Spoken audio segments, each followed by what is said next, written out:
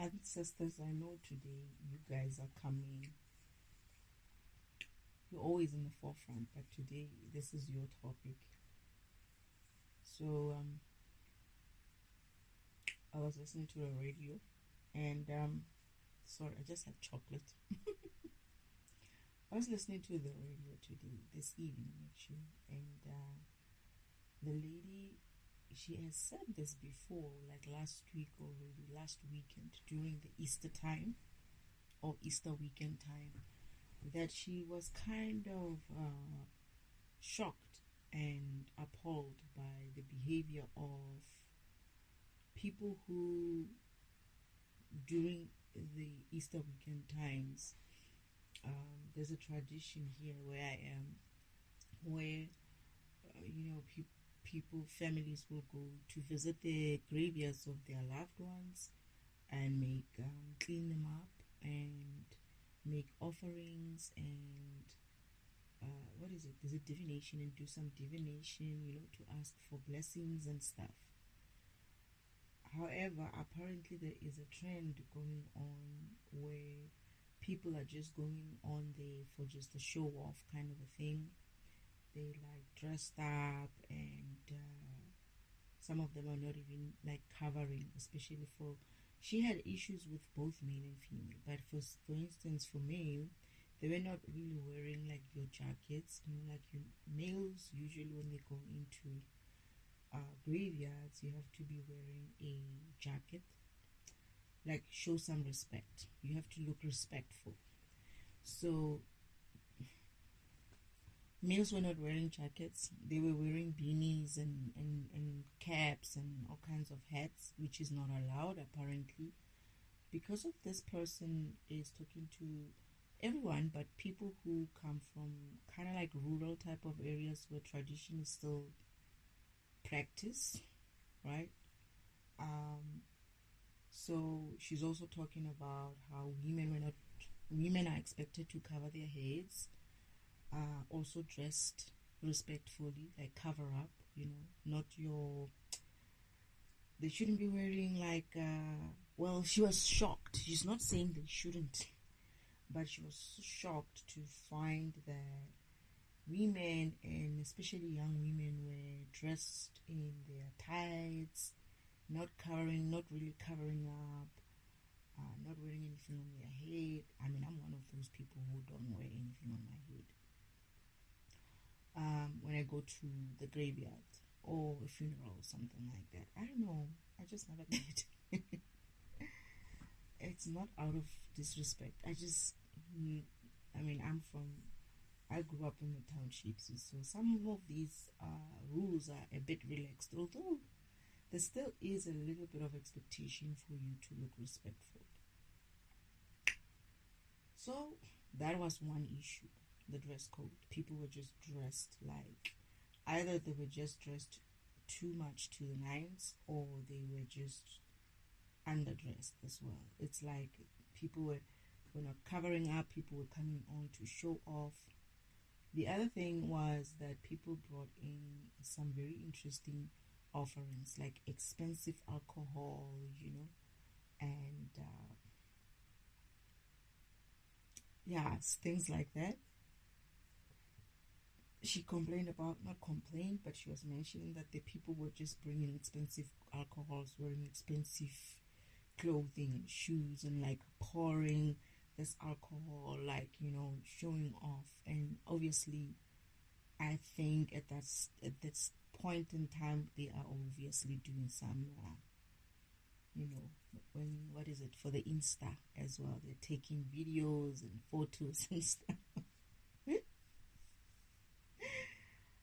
Okay, and then the other thing is that they are there to just record it, show that everyone, and post it on their Facebooks and whatnot, to show everybody that they went and did this type of ritual. What else did she complain about?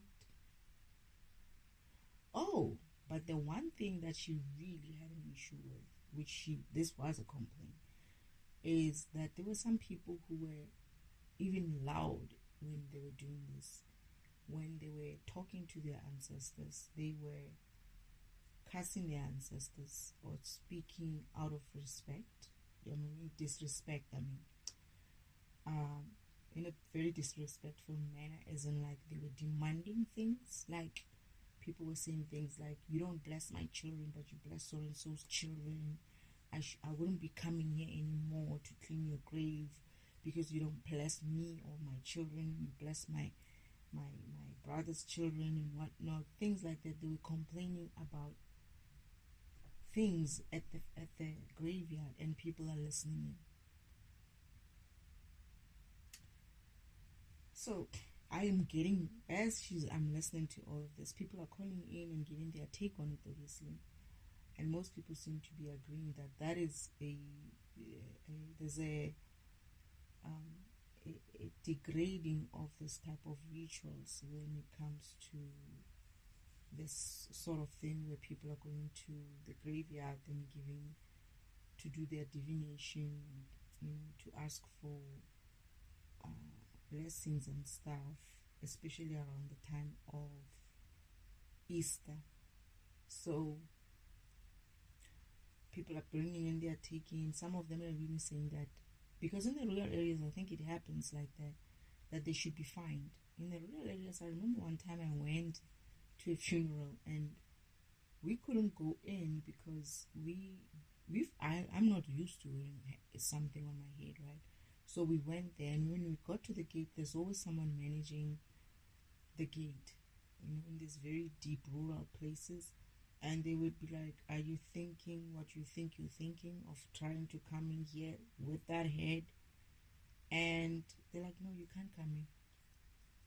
We were lucky that some people do carry, I think, extra. I don't know how, but we got some people borrowed us. It's like as if like people know that sometimes people forget.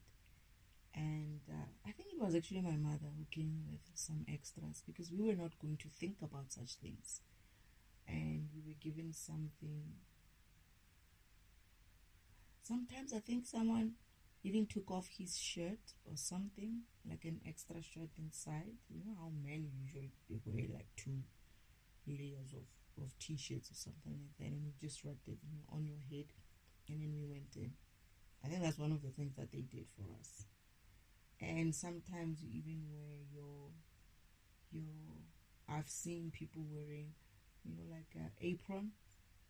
You'll find that this person is going to a funeral, and they obviously after the funeral there's like some work that needs to be done to help the family to put to wash the dishes and stuff like that, and they would have like their apron, and they're thinking that after the funeral they're going to help out. If you know how to do it, you can even wear that kind of a thing on your head.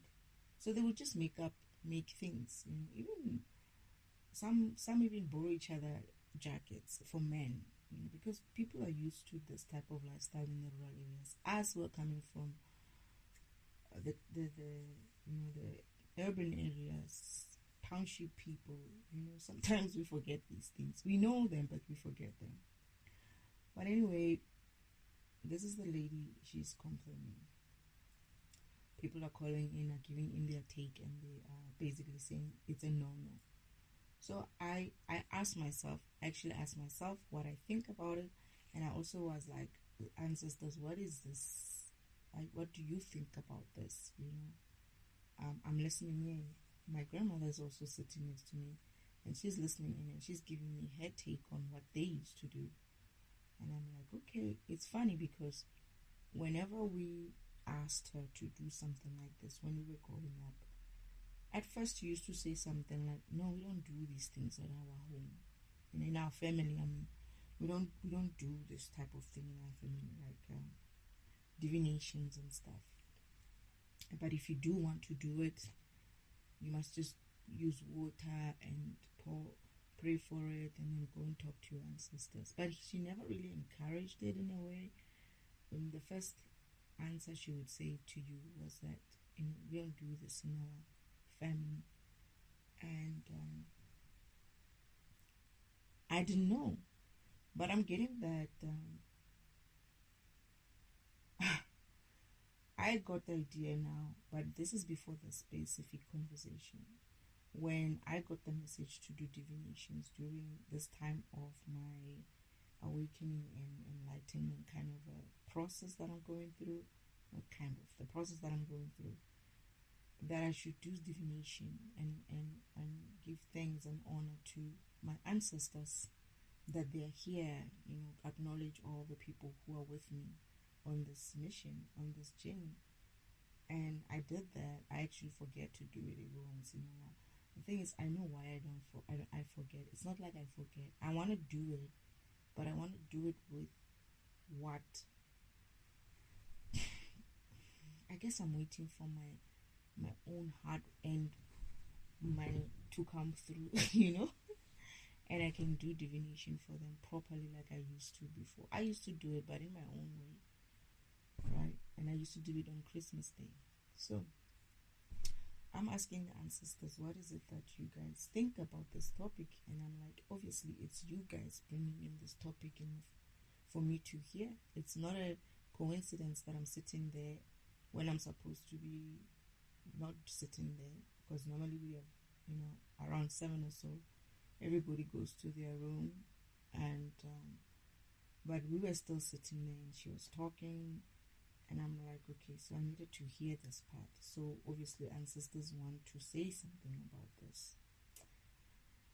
So my take on it is that this is how I see it. As I sit here, as I sit here, and as I do this meditation, there are a group of people who are coming up in my vision, right? Where I see and sense my ancestors, I see and sense the gods and goddesses who are with me, my brothers and sisters. They are somewhere in the background. Sometimes I sense my angels as well. They are there as well, because it's one and the same sometimes for me. That is, my brothers and sisters and my angels are one and the same. Then I see the warriors who are with me. Sometimes I see the warriors who are with me, but I know they're there even though they don't come every time in the forefront. Like sometimes it's just the ancestors and father and mother, or maybe ancestors and just father, depending on what topic I'm going through. And sometimes they just pitch in. Some of them just come through while I'm going through the session, right? But what I'm trying to say is, imagine you have all these beings, right? And one of them is God himself in there. God Father, God Mother. The angels as well are there. Like your guardian angels are always with you. And you have other angels. I have other angels as well. Like the archangels, not my archangels, my guardian angels, the archangels, and I think some other angels as well there. There's an angel group, there's an ancestor group, and whatnot. So these people are in the spirit realm. These people, or these beings are in the spirit realm. These beings have energy. These beings have knowledge, right? Knowledge, have powers, and most importantly, these beings are very, very close to God himself. That is, they're able to go and speak for you, not just to God the Creator himself, but to other gods as well. Me, I've seen my grandmother in action, doing things for me, working, doing her job as an ancestor to help me get things here in the... Okay, now I know why you showed me that, Father. I know why you showed me my grandmother moving things around, doing her work, right? And Father calls me and she's like, I want you to see something. And I was like, what is it? It's like, that's your great grandmother. I was like, what is she up to? And he's like, something like she's trying to help you get going and sorted so that you can get your things in the after the whole thing, after this awakening and what she's coming, she's helping you to kickstart you, to start you, to help you to get your things, something like that. And then I'm seeing her, right? She's moving about, she's making deals, she's going and in a way, as in like making sure that whoever we make deals with are honoring their deals. And she's boss, she's moving about, she's fierce as well, and she's like, she's telling what's what, and I'm looking at her and I'm looking at Father, and I'm like, my goodness, she's good, she's brilliant. Father's like, yeah, she would have been brilliant had she not had, she would have been very brilliant on earth had she not been suppressed the way she was. She's when they say movers and shakers, she's exactly that. I was like, wow. And she's like, she speaks with this power behind her, with this authority. And there's this one person who's just giving her a headache, and he's like, she's like, I'm gonna go and tell God on me. So Father says to her, no, don't worry about her. Don't worry about them. And he even said something like, don't worry about anyone who's not willing to honor their contract. Just find somebody else, And I got the sense that Father was basically trying to say, they're going to be the ones who are losing out eventually. So don't worry about them. Don't try to force them. Just give it to the next person. And that's my ancestor, right? She's the one who's like, it's not just her. Some of the ancestors are also there, but because of this, the one that I know, I've seen, I've met, she's the one who's like kind of like, I'm able to call. I kind of like know about my great grandfather as well, but I never saw him, but he knew about me because he died while I wasn't born yet, but I think I was going to be the first great granddaughter or something, so he knows about me. And sometimes I see my grandfather, sometimes I see my uncle, my great uncle, not my uncle, but my great uncle. So the ones that I know, that I've seen, my grandmother as well, my mother's mother. And I do sometimes sense even my friends, people that I knew, that I don't know why. I've sensed my friend, a male friend and a female friend at some stage, and my other uncle as well. So there's a time when I'm calling all of them, they are coming through, the ones that I know. Now, imagine me going to the graveyard and I'm cleaning their graveyard and I'm talking to them in some way, right? And I'm just telling them off, and I'm like, you're not doing this for me, you're not doing that for me, and even, I'm not even going to do this for you and whatnot. Meanwhile,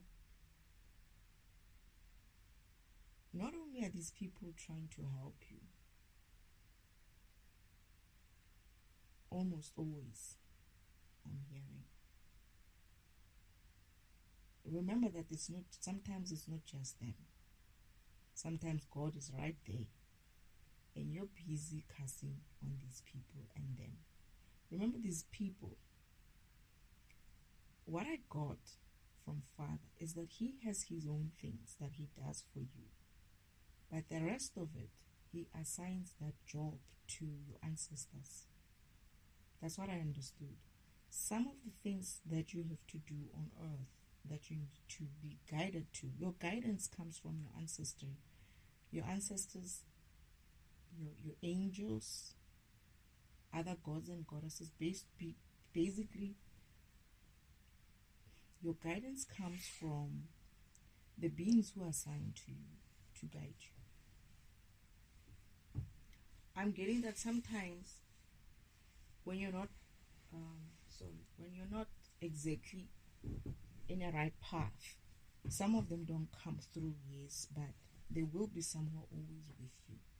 But once you start getting on your path, the other beings are being called in, the other masters or people who need to guide you come online, because of now you are walking in that path. You could just have your guardian angels for a while until you start trying to move into your path, and then they start guiding you into your path. Maybe your ancestors and your guardian angels are starting to guide you into your path. And this is when, like, if there is a need for you to get to a certain stage, a step, because I remember when I was waking up, there was a point where something needed to be done, isn't like someone needed to be taken good care of, like someone needed to be walked. And there's a goddess that came through, and I felt her, and she had been with me a long time, since I was awakening, when I was in the rough, deep end of awakening, when shit was really, really, wow. I can't even, just me thinking about it now, I'm remembering where they took me. It was a very scary, very difficult time. And I can only say I survived because of all of them. But having her, having her there was a comfort. She helped me consume all the darkness that was being thrown at me. Now, when you go on to this graveyards and you go and speak however you like with these beings, with your ancestors, with your gods and goddesses,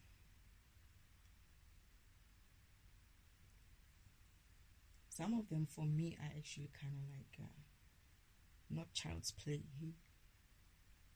So imagine me going there and, okay, I did do that. I did. But they were very, very, very gentle with me. They were very understanding. I was going through hard time. They knew that what I was going through was because I didn't understand. I didn't understand. And I was lashing out because of what I was going through. I was lashing out, right? But what I'm trying to say now is, this is why I'm saying, no, I did that. I'm not going to sit here and act like I don't do BS as well, but I don't think now that I know what I know, I would go in there and be like that towards them. I do crap on them every once in a while. Not in a sense of crapping on them, respectfully so. I'll be like, what is this? What's going on? Why am I, sort of like being hard on them? Why can't you just do what you need to do? Just do what you need to do. Because for me, I guess it's because I feel like we are a team. We work together. They do their part and I do my part. And there's also a confusion part of it, where the devil comes through, says something or does something, and I'm confused and I'm like, what is this? Why am I going through this? What is this? Why are people coming? Why are we allowing these people to come through? Why do I need to protect myself all of a sudden? What's going on here? I thought I needed to just relax. You tell me I relax tomorrow.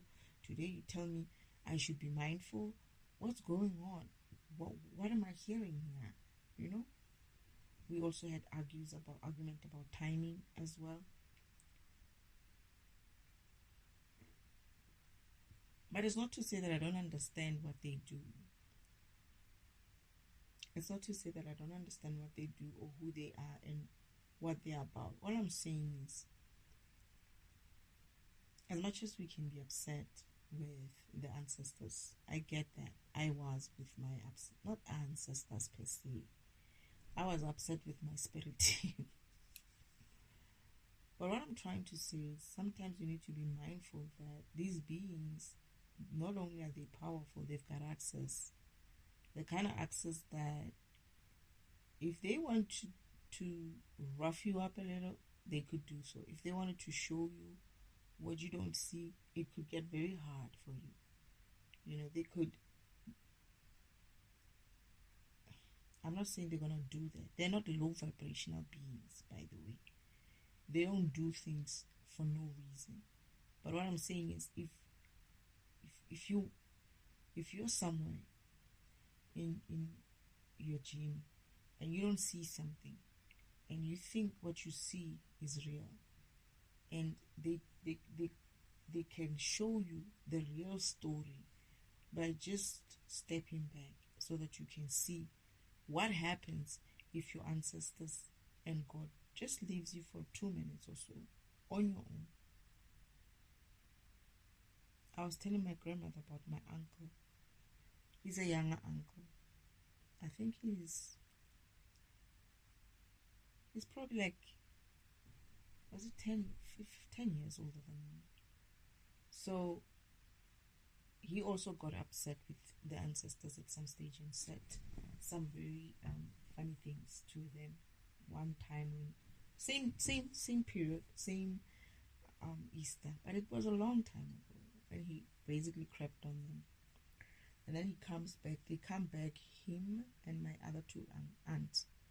And my aunts are like a little bit concerned, right? And they're like, your uncle went there, and then he was all of a sudden like cussing and telling off the ancestors and whatnot, so they don't know what's going on because now they were there with him.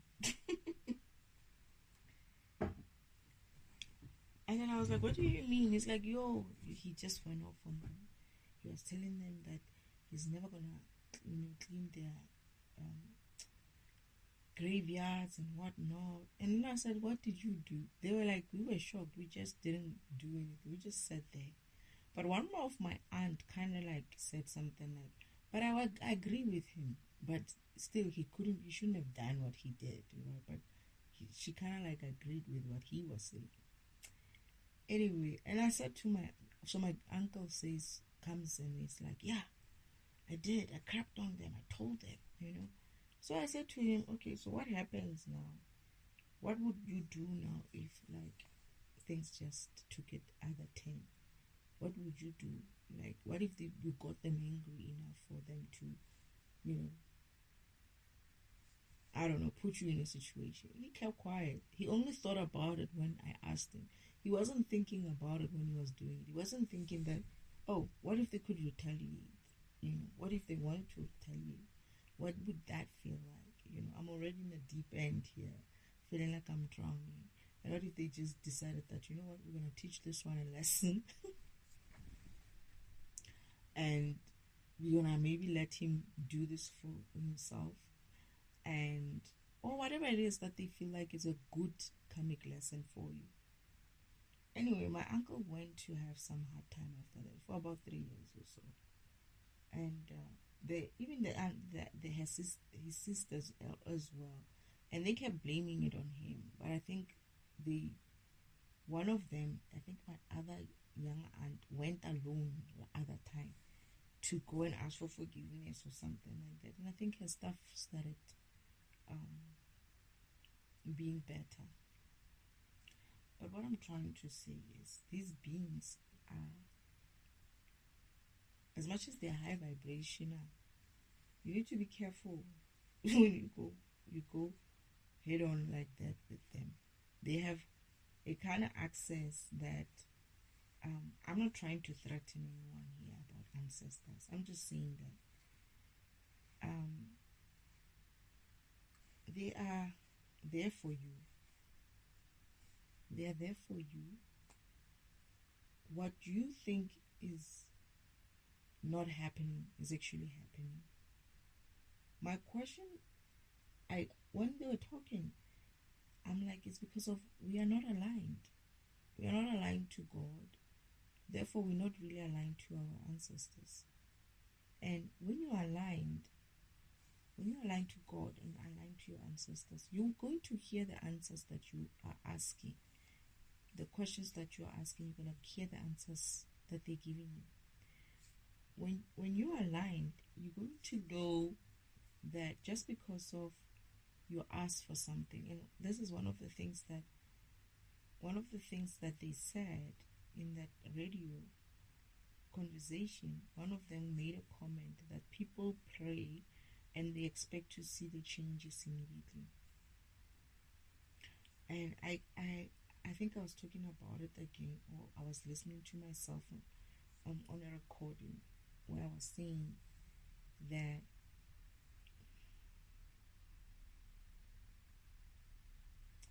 sometimes people think that forcing things, there's a couple of ways where you can get things.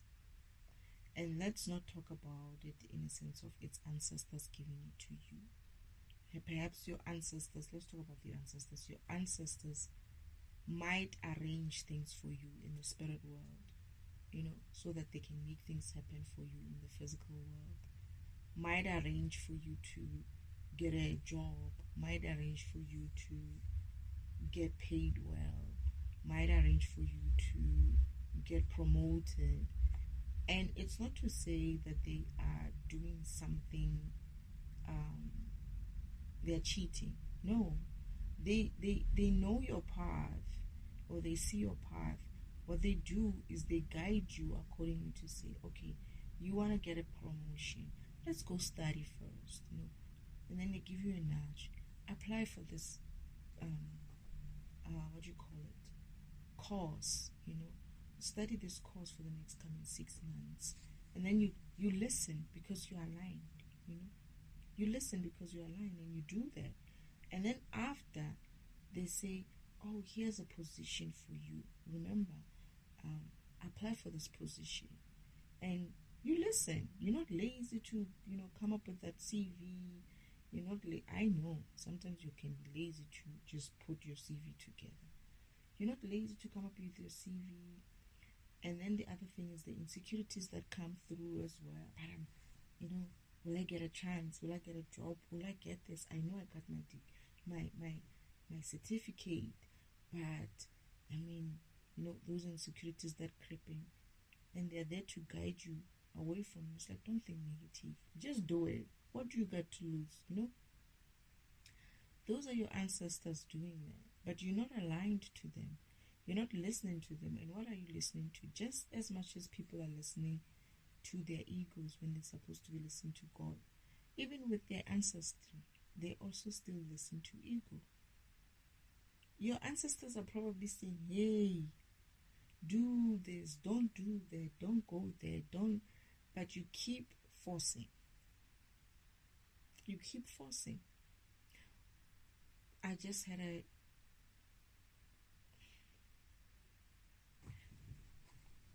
about children. Okay? About children. They're saying,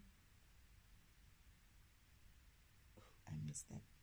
They're saying when you want children,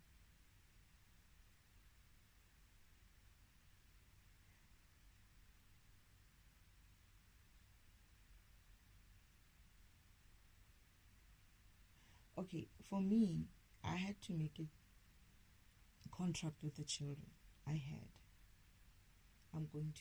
had to make contracts with the children I'm going to bring in. Right? And there was a time when perhaps one of them would come through. I think it was my great-grandmother. I don't know why. I just had the feeling that it was my great-grandmother.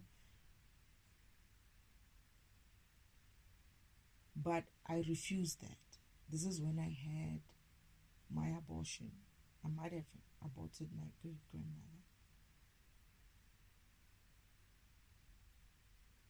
Father intended for her to be my ally in this world. That's what you meant.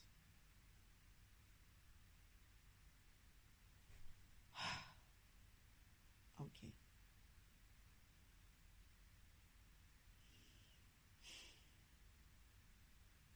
You could have told me this some other way. Seriously, guys. So the child that I refused to bring forward. But I'm hearing that I made the right decision. I'm hearing that I made the right. No wonder I felt like it was a girl. No wonder I felt like it was a girl. They're saying that I made the right decision, and my grandmother said there's something that you're blaming yourself for, and you made the right decision. Now I understand what she meant. Oh my goodness. So they tripped me, right, to get pregnant. And I didn't want to bring my child through because I felt like they were going to do the same thing that they're doing to me, to her. And I said to Father, I cannot handle that. That's the one thing I'm not going to be able to handle. I'm going to kill people. I said that, and I was serious. I said to Father, I'm going to be a murderer. I will not let anybody do that shit to my child.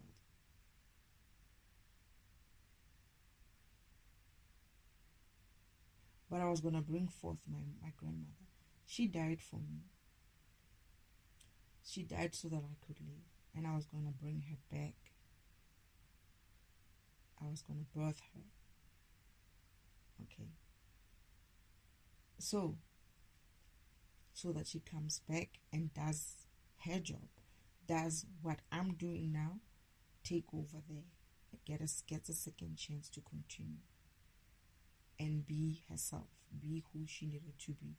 She would come in an era where she wasn't going to be oppressed. But they needed me to make the decision myself, because this is not a decision that God doesn't make decisions for you. He gives you He lets you do your decision, and based on that decision, you run your course the way you need to run your course based on that decision. But I'm getting that I made the right choice because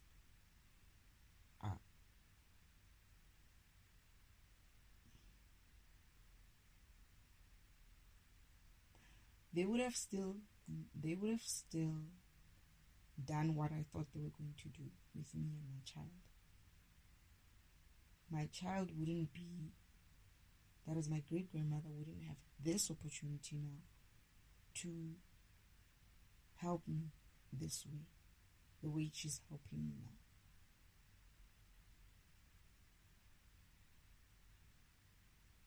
The path would have been different to his. It would still lead to my destiny, but it would have been the two of us obviously struggling. Not struggling. Father was saying, whatever you choose, whatever you do,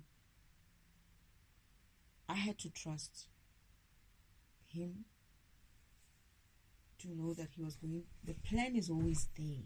That's the thing. The plan is always there. And it changes accordingly based on what's happening in your life. Right? So, what they're trying to say is that, for instance, people who are looking for things like their children, right? Let's say you can't have children. Sometimes it's a question of timing. That's what I'm hearing. If you are aligned with the universe, with God himself and your ancestor, you would get guidance.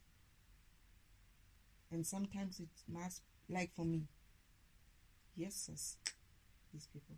Sometimes it's an issue of someone effing up with your system so that these children cannot come through.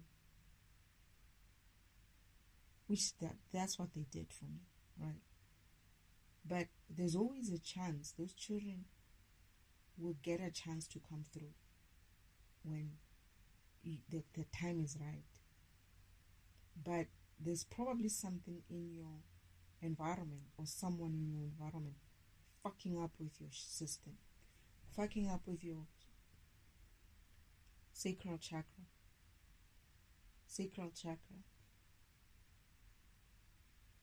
so that the children cannot come through.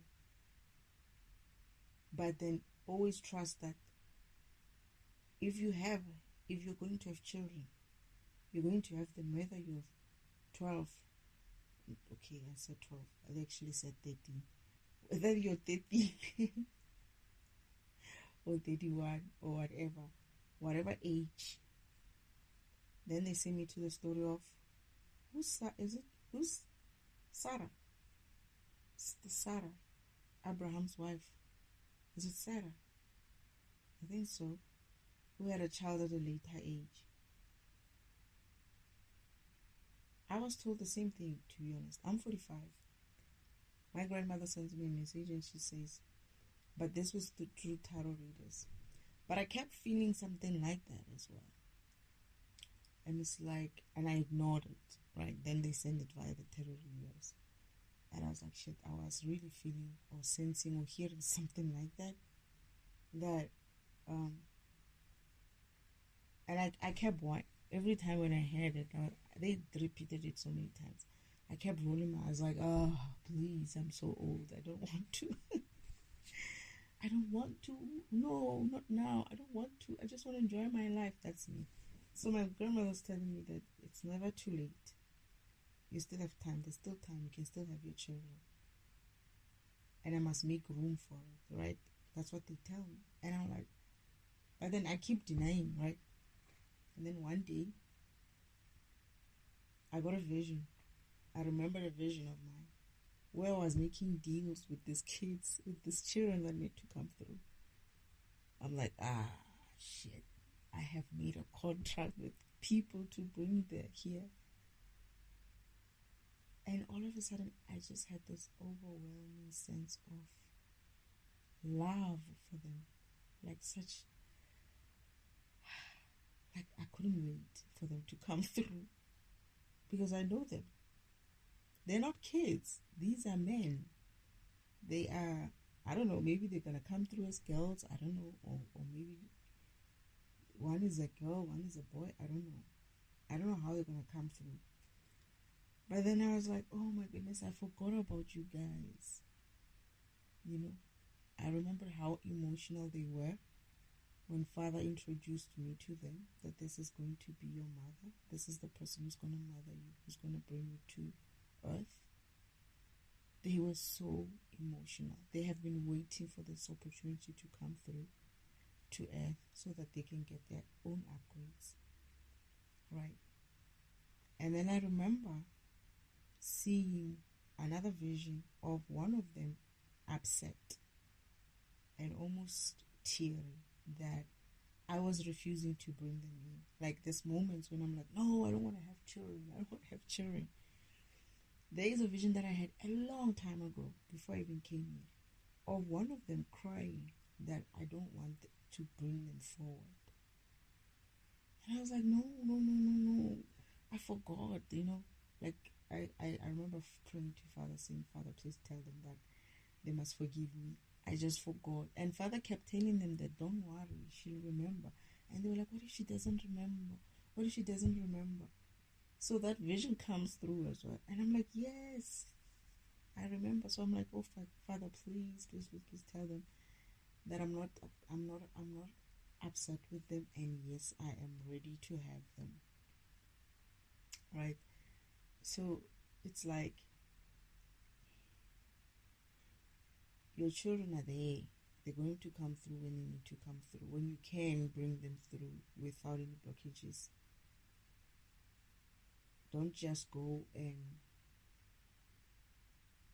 do any other thing, but pray to God, align to God, and listen to God, and listen to your ancestors. Align with your ancestors and listen to your ancestors. Let them guide you. Let them guide you out of a situation. There's something in your environment that is blocking you. There's something in your environments. Usually it's something to do with someone blocking something. It could even be the man you're with. Someone could be blocking him. Something like that. So this is why it's important for couples to align with Father, to align with their ancestors.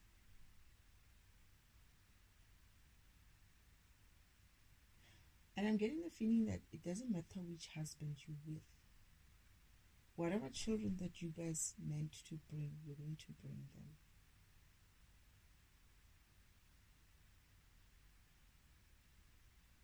There are people or souls that spirits that needs to come forth, waiting for an opportunity. But people have been blocked. Oh shit. Certain people have been blocked to bring forth those spirits intentionally, because they know that these people that are coming through, the spirits that are coming through, are powerful. So it's part of the devil's plan to hinder that, to hinder individuals or couples from bringing forth those children, like how they were doing with me and attacking my mind to think. They were also attacking my mind when I said I don't want to have children or whatnot. It's not me, apparently. When I realized that it wasn't me, there was always a spell, a sign of some sort of a spell that they did to make me not want to have children. I was like, what? Really? There's like that spell has been going on you for a very long time. You're even used to it. You think it's you and it's not you. So even for people who think they don't want kids, that's what I'm getting as well. Shit. Fuck. That's the plan? Oh, goodness. They're stopping the births because those births are warriors, are people who need to come through, are healers, are warriors, are all kinds of energies that needs to come through that are going to help this environment as well and help to take this environment forward. And that's what Uncle Omen doesn't want. That is my Uncle Devil himself, the devil, that we call him the devil. Uncle Devil doesn't want that because these beings are nothing to play with. They're going to give him a run for his money, especially if raised in a right environment, and your ancestors and God are trying to guide you guys to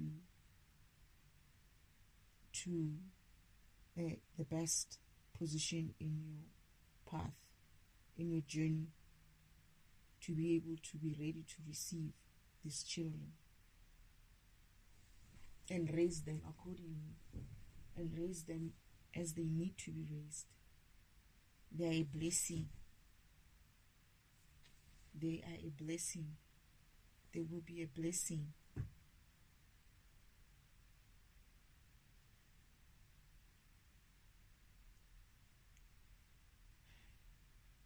So this birth rate thing is an issue because someone is causing it for real. Ah, man, this is not what I was expecting, to be honest. I thought I was going to speak about ancestors. What is this now? Wait, so what are you telling me? Are you telling me this birth rate issues is intentional?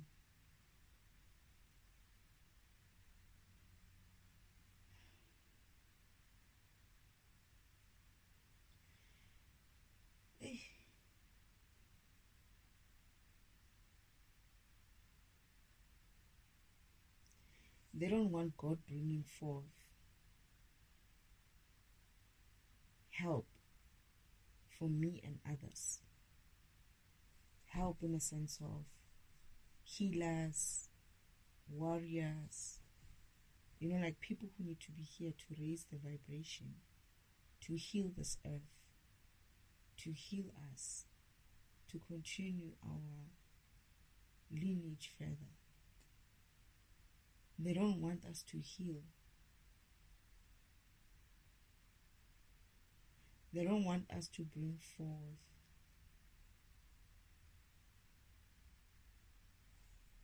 these gods and goddesses, ancestors as well.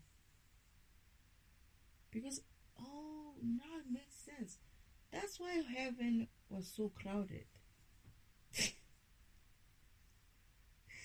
That is why heaven was so crowded and so noisy.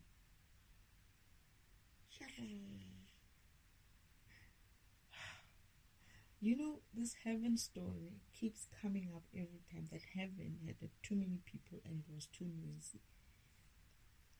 It's because these guys are waiting to come through, but they can't because of women and men are blocked. Our sacral chakras are blocked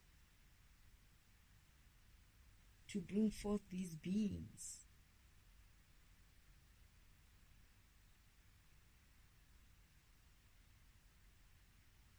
I'm getting that these children need to be very protected.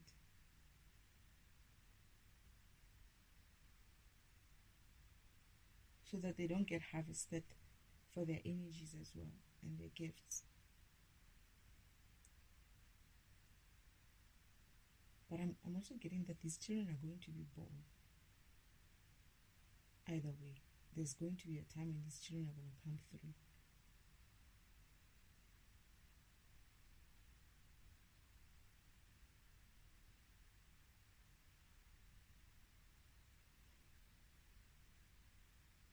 But you need to allow God and your ancestors guide you, be it to the right person, the right man or woman, and the right environments, away from people who could possibly be even around your family, who would be doing this to you. But like I only noticed, I didn't even realize it because of I was aligned and I was getting this information and they were able to tell me that it's not you. Your mindset of, oh, I don't want kids and whatnot. Remember, you used to want to have kids before. I was one of those people who said, I would rather have children, not a husband. And now, all of a sudden, I'm like, I don't want a husband. I don't want a husband, and I don't want kids. They had to remind me of that. But also,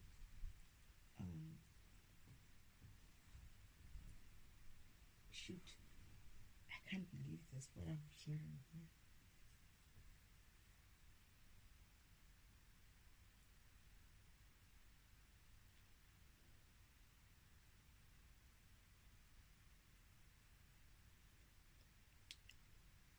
Okay, I don't know if I'm hearing right. These children, right? But this is a different topic now. They're speaking to the conversation about someone complaining about their children not being blessed, but so-and-so's child being blessed, right? Like this person was complaining about their own children, like he's complaining to the ancestors saying, you don't bless me and my children, you don't bless my children, you bless my brother's children, or something like that. They're saying that let the children come themselves. Let the children teach your children to ask for it themselves. It's not your place to ask for someone else's blessing. Oh, they need to mind their programs. They need to. They don't. Okay. All right. So okay. This is a nice one. So what they're saying is, your children know what they want. You don't know what your children want. Your children are on their own spiritual path. That has nothing to do with you. Well, that is none of your business. You mind your own business. You ask for your own business. You ask for your own program. You ask for your own blessing. And how that translates to your children is how it will translate to your children. But if your children want things, they must come forth. You must teach your children to come and ask. This is where I was going I was telling my sister the other time that you need, a long time ago, you need to start teaching your child. He was like about maybe 6 or so. You need to start teaching your child how to pray. You know, I kept saying that, but now I know why she's not helping, telling her child to pray, teaching a child to pray. This child needs to learn to pray at the early age. I'm hearing that they are already praying. They ask directly, and we should encourage that. Okay, we should encourage that. Similarly to ancestors, children need to be encouraged to speak for themselves because they know their own needs, what they want.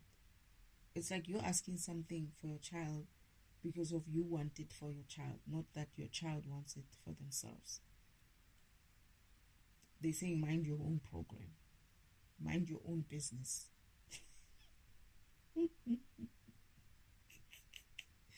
Okay. Allow the children, teach the children to speak to God himself, themselves, and to speak to their ancestors themselves.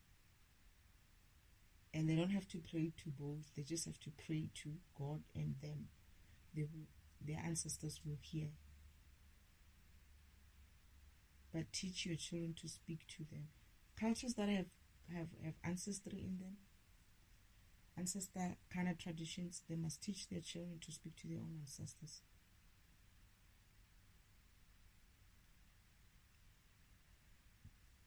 I'm hearing that they must be taught to know which one. Especially like one they know who died while they know them.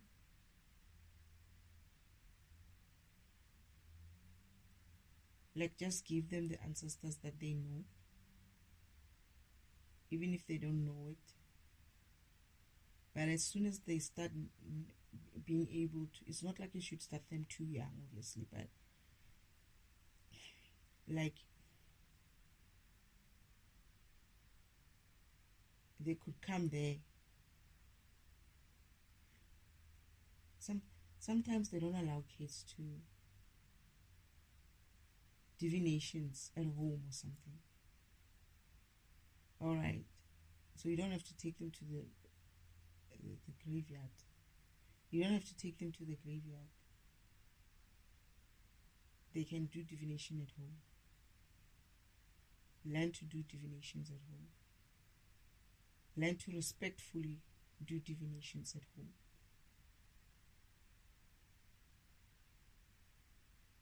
Okay, so ancestors wants to be given some respect, okay?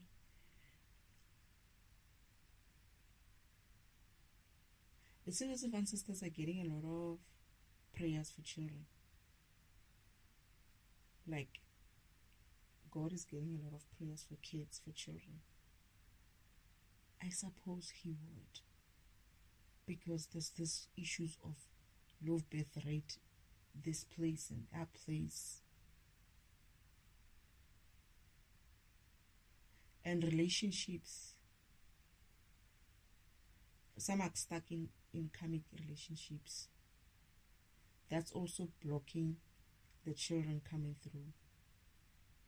Because some of these karmic relationships are actually forced by someone around you.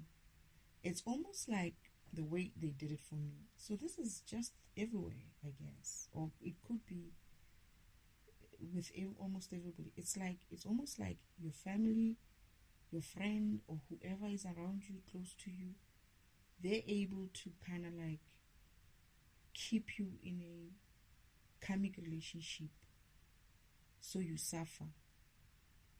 And because of that, you're not open or ready for a receiver of this type of gifts like children and stuff. And they can also block you as well, your sacral chakra, not to be able to receive the children. And the fact that it might not even be in your path with that specific person.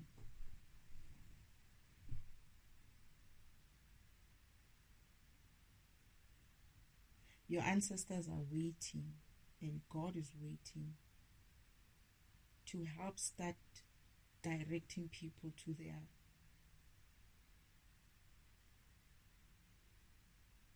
the planned paths and be in a position to receive children.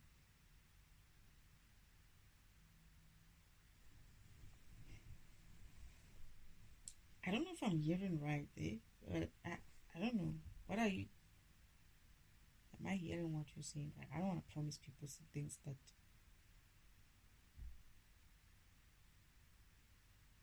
Even if you didn't ask for children,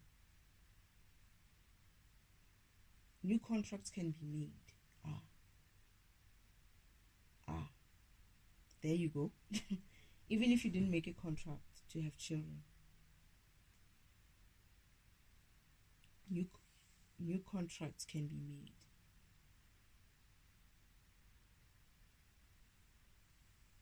Okay, and because that's what I was asking. I was asking myself, now do we have to be married to each other or not? And they say no. They're saying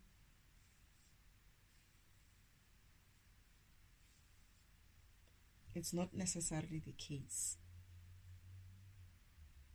but ancestors and God will guide you to a point where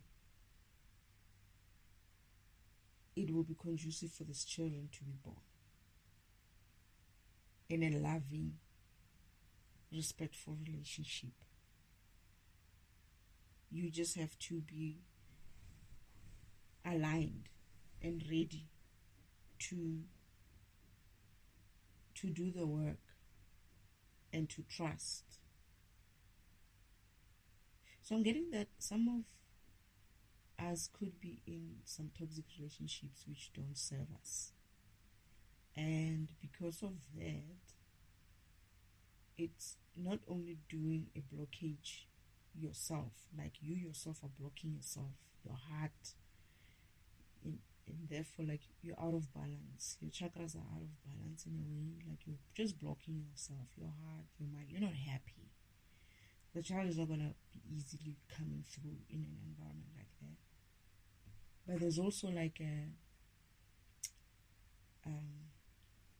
what do you call it? A conspiracy or what? There's also someone conspiring or what do I call it? There's also like an agenda to block beings from coming through.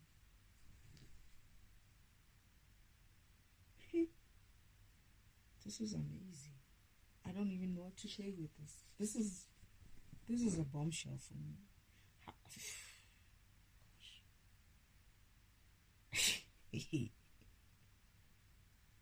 Okay.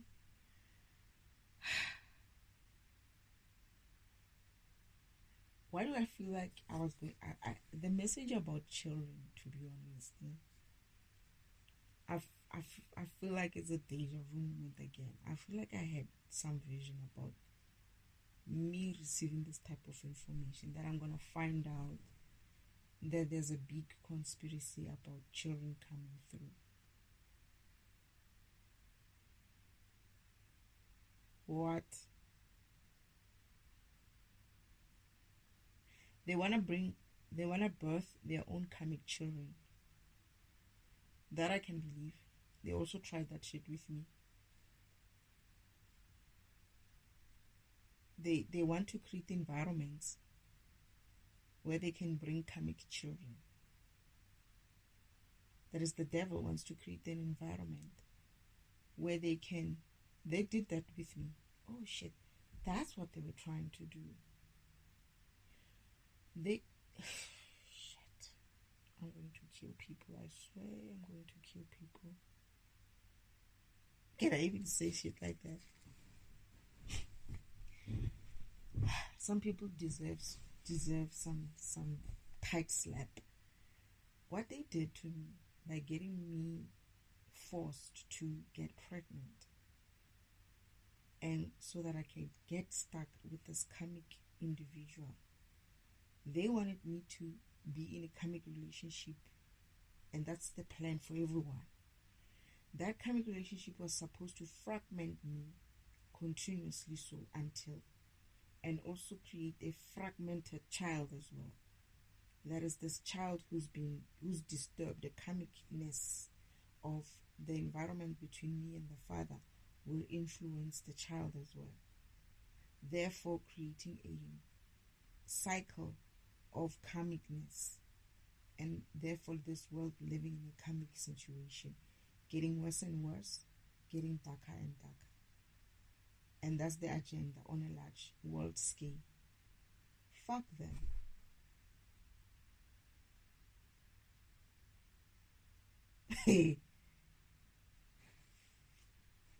I knew I was going to kill people if I had my child. I knew that I was going to become murderous.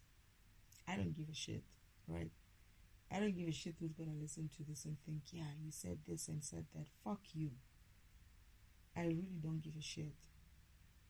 These fuckers are just sick.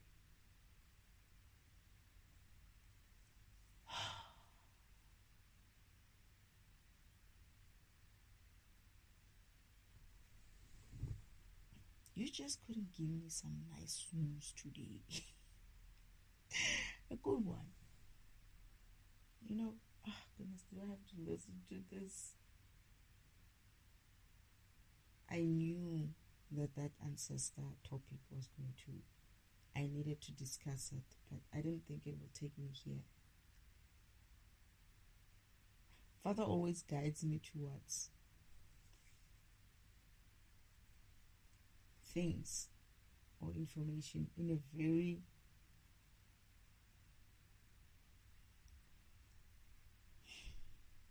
I don't even know what to call it.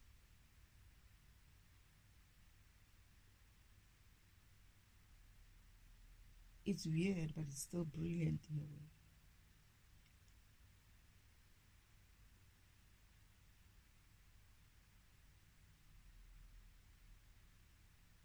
They're talking about your cars. They're saying your gifts are there, but many people are not ready for them.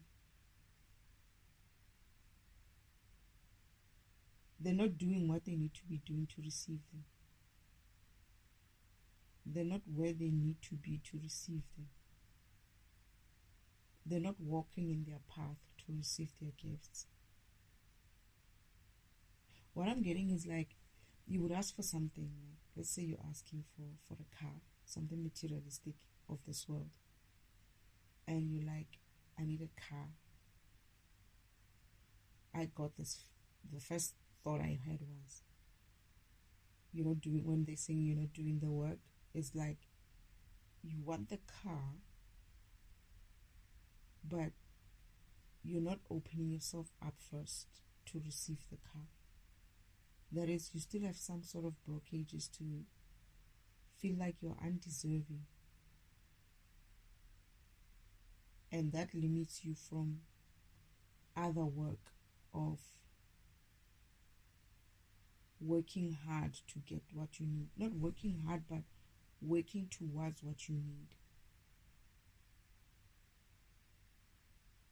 It's like when the ancestors guide you how to get your car, you're listening to other things. You're focused on other things, like your insecurities, like your financial issues, like any other thing except for the fact that you are in need of a car or whatever it is that you need. So it's all about alignment. It's all about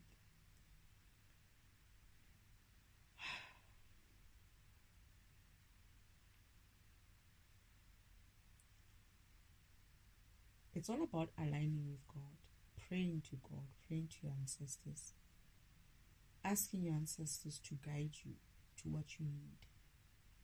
You know, being open to be guided, and being ready. So what I'm getting is, you cannot ask for a car or something of some sort of a magnitude, and not want to do some work for it. And it's not to say that the work is going to be like heavy work. What they're saying is that sometimes they just need you to walk 3 steps towards the direction. But people won't even do that. Like they're just showing me like sometimes you just have to like walk, like actual walk 2 to 3 steps to a direction that they're directing you, and boom, there's an opportunity for your car. But you won't even do that. Okay. I know about me. Yeah, I did that. During this period. Yeah, but I did it because of I had some fear which was projected again towards me. I was fearful of messing up the mission. I got the message that I should be posting some of these things. But I refused to, because I was like, what if I say something and it just messes up this whole thing? So I didn't do it, and I said I was going to wait for a solid indication, a solid sign. But then I got a remembrance of a vision I had, where Father was telling me, you could have done that already in March or so. I was like, oh goodness. So it was, and I wanted to start then. So I started a month later. They said to me, you could have done, he meant I could have done it in the beginning of March. And I started it towards the end of March. I think it was like 2 to 3 days before end of March. Maybe not even. Yeah, 3 days or so before end of March. So Father's like, no, you could have started this a long time ago. Like March already. Because they were telling me this in February. And I was like, no, they can't be serious. Not now. And they said, no, you could have started already. But just keep going. And your this is where my great-grandmother is helping me. And he's like, this is I'm not in on that. This is your great-grandmother's project. That's Father telling me, God himself saying, no, you could have done that a long time ago. But anyway, this is not I'm busy with, like, he's working on with me on something else in terms of my mission and stuff. My grandmother's taking care of my other things, like my worldly things, and things like the things that I need to do for me to get out of this environment and start moving and start doing the things that I'm meant to do. But for Father, we are doing other things which are more like on the other things, like the mission part of things, But my grandmother's also part of the mission. She's also doing something of the mission, but she's taking care of other things. And this is, again, ancestors and God working together. You see what I mean? And angels, some angels as well. My other guardian angels and archangels are helping me sort out certain things as well. So it's a mission for me, right? It's a big mission for me. So this is why I'm going to have all these moving parts and all these energies coming in. But I don't know what path you're on. And I don't know what path you're on. And I wouldn't know how much of, you could be like starting your path, and maybe you just, it's your first lifetime here and you're trying yourself out. You might not necessarily need such heavy guidance, but I'm getting that most people will have. You will have enough guidance as you need it. And if you require more, you will get it.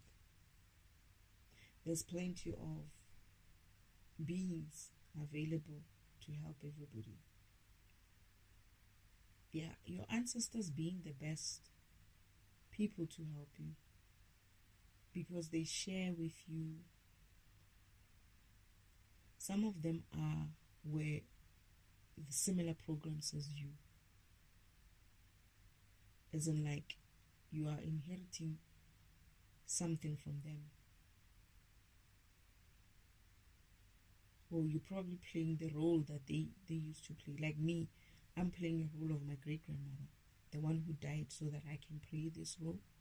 I'm playing that role, right? I'm doing another role as well, but I'm playing her role, of being a light. Okay, so you could also be playing a role in your family of being, maybe, I don't know if it's the same, maybe you're the light of your own family, I don't know. You could be stepping into someone, an ancestor of yours' shoes. And this is why people need to align, because you need to respect that. Who are you going to get guidance from?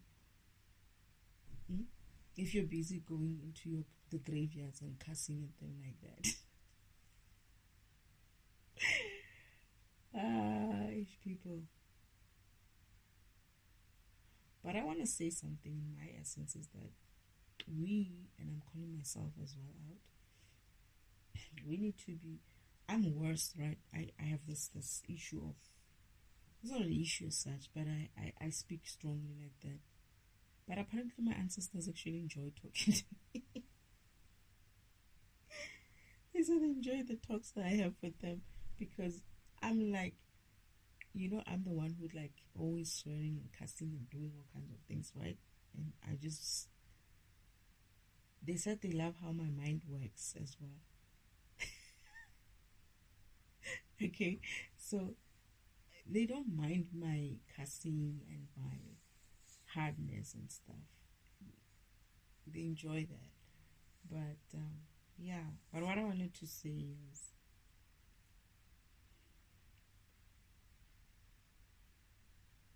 it doesn't hurt to have some, it won't hurt you, you won't break your bank just giving your ancestors, most especially God himself and your ancestors, some respect. And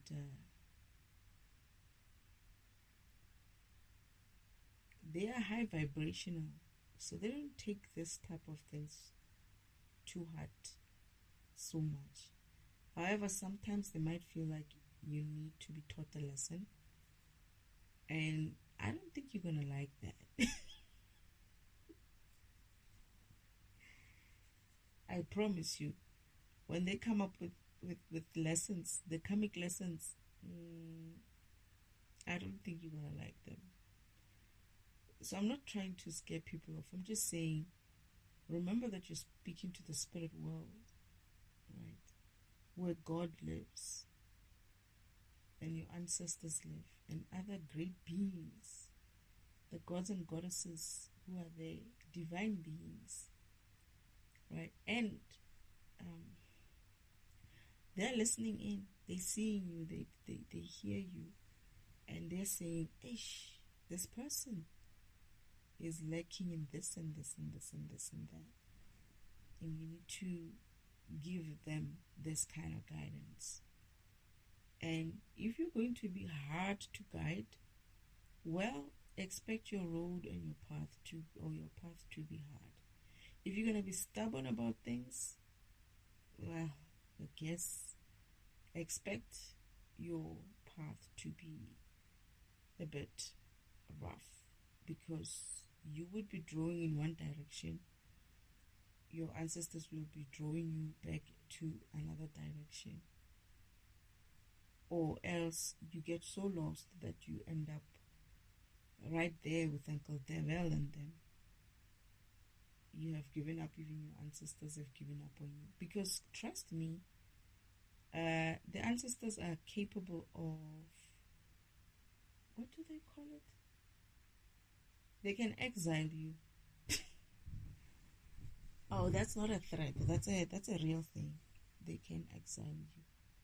You can be exiled from your own lineage. That is, whatever you do, you will never get assistance.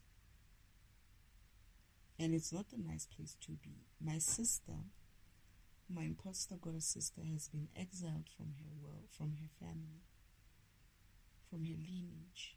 And therefore this is one of the reasons she runs around trying to attach herself to other people's lineages. And this is why she thought she could do that with me. That is, attach herself to my family, my divine family. That is God himself. He's so stupid. She's so stupid. I mean, how are they not going to see that this is not our child? She wanted to destiny swap and things like that. She thinks she can. This is how low vibrational beings think. She thought that she could, this person, tell you about the other vision that I had. It was a fake vision. I mean, fake dream. But it will help you understand what she thinks in her mind. She thought that she could somehow trick, when I say the portal, right, where you link to source, to father, she thought she could trick that portal, to trick it with making it think that her energies, like somehow mimic my energetic signature so that she can access my portal. And I'm like, idiot. You're such an idiot. Mimicry is low vibrational already. You failed right there when you're starting to think that you can copy something. It won't allow you. Your mimicriness, your way of thinking that you can mimic someone else's signature already causes you to be low vibrational. Now that portal is a high vibrational portal. You're not going to make it. You're not going to be able to get through. It's like someone, I've been trying to explain this so many times. You cannot, as a low vibrational being, even a high vibrational being, maybe a high vibrational being could mimic you in a sense of act like they are you, but with the knowledge that they know that they are acting, because for them it's like that. For high vibrational beings, it's more like if you pretend to be somebody else, you're going to know that you're pretending to be somebody else, but you're going to know that you're doing it for, if you're going to do it, you're either going to be acting, right, as an act, not that you want to harm or cause interference in someone else's spirit. But a low vibrational being will try to mimic a high vibrational being with the intention of interfering with that high vibrational being's spirit, and interfering with the spirit. And that means that person is already low vibrational, thinking that I'm going to go and interfere with their spirit so that I can steal their energy signature and appear with it somewhere. And I'm like, that's like canceling each other out. What are you saying? So I had this vision. I was at home after the whole mission is finished. I'm back at home with my mother and my father in heaven, and I'm just walking by, like a path, like not a path, like a hallway kind of a place. And I have a book in one hand, right? I'm reading this book. I'm walking while I'm reading a book. And as soon as something happens, like my portal opens when I'm at home, I see the light and I'm like, wait, is that my portal opening? And then I start walking fast, and as I walk, not fast, but I start walking slowly just to see, because I can see but I can't really see. It's like pillars in between. And then I see someone is coming out of it, and I'm like, who the heck is coming out of my portal? And then as they come out, they turn. When they turn, they see my mother, and I'm looking at her looking at my mother, right? She decides that she wants to go and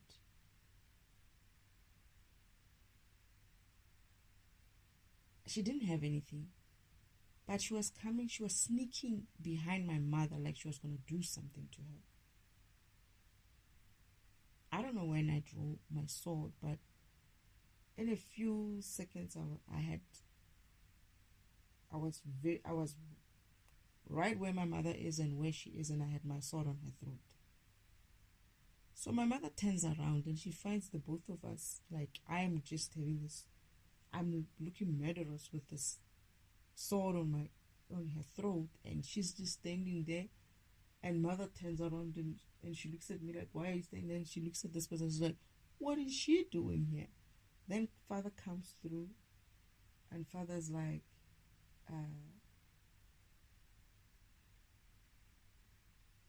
I think he said I should put the sword down or something, but I didn't want to. I just felt like, you dare, you know. But then after that, father's like, don't worry, it's a fake dream. She has those type of fake dreams, right? She creates those fake dreams for me, and it is a fake dream. Anywhere in my vision or in my dreams where she appears, it's a fake dream. So she's trying to appear in my future like that, like she's gonna come into my home and use my portal or something like that. Father's like, don't worry about it, it's a fake dream. Because I was like, how is she opening my own like, I'm at home, who's coming through my portal, you know? And I'm like, I want to see what this is. But then as I'm watching, it's like, she doesn't see me. She sees my mother, and then she starts walking towards my mother, but she's sneaking. And I'm like, what is she going to do? And as she was getting close, I just went and rushed there, and I had my sword on her throat, and she stood still. But then mother doesn't even notice that there's two people with sword, one with a sword behind her. And when she turns around, she's like looking at me. It's like, Destiny. And I have a sword, but then when she looks at where the sword is going at this person, and she's like, and then what is she doing here? I was like, yeah, I'm asking the same question. Father finds us like that, obviously. But imagine someone making a fake dream like that she'll be able to sneak into father's house like that. Another thing is, I don't think she'll survive it as well. It's very high vibrational there. A low vibrational being can't enter. You know, that's why it's so high vibrational that even the people who are going to heaven cannot enter. The ones who enter are the divine beings. It's like my home is like so bright. I used to say that. I think I remember saying that the house is so bright. So everything is so bright. Inside is brighter than outside. It's just like there's lights on all the time. I think I wrote about that in my journal. I remember that the house was so bright. But when you go outside, if I think about it now, if I went outside, it's bright, right? It's bright to the point that when you're low vibrational, you will burn. That is the whole spiritual world. Well, not the whole spiritual world, but where Father is, where our home is. It's very, very bright. Even where hell is, it's bright. But hell is under a warehouse, right? So it's very, very bright outside. The beings who are low vibrational, who are on the sacred timeline track to hell, sometimes they get so low in energy that the brightness starts burning them. And Lucifer and his people come out and take them off their carts and put them on some sort of trolley and push them inside hell. So because of they're starting to burn, right? But inside the house, it's very bright, too bright. The only time I saw it going dark was when I was crying. This is when Father told me that they're gonna wipe the memory of my mother's memory off.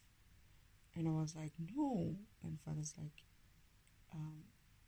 they wanted to let me know that my mother's memory is going to be wiped off. And it's like, why? It's like, it's almost like he was saying that it has to happen or something like that. I don't remember anyway. But what happened was I kind of like had a hissy fit, and I was like, why? You should do something about it. You're God, right? You should be able to do something. Why don't you do something about it? So Father's like, Destiny, that's not how it works. And I was like, so when he said that, he was just basically saying to me, he's not going to argue with me with that. So I got so defeated, right? And I was like, I plumped myself on the ground, like, you know how kids just like, and then I started crying. You should have seen. And then it started going dark. Father was like, hey, like they rushed at me. And I don't remember, but I think he made me sleep. It just made me sleep because I was making the whole environment dark. I was making heaven dark. Father's like, I that was the first time I saw my father having okay, not the first time. I used to give him such headaches, I guess. It wasn't the first time, but no, it wasn't.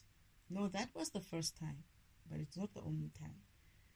The first time, and then I made heaven itself go dark because I was crying. I mean, heaven is for those who like children. Imagine a child crying in heaven, and Father had to rush at me, and I don't know what he did. I just know that it ended there.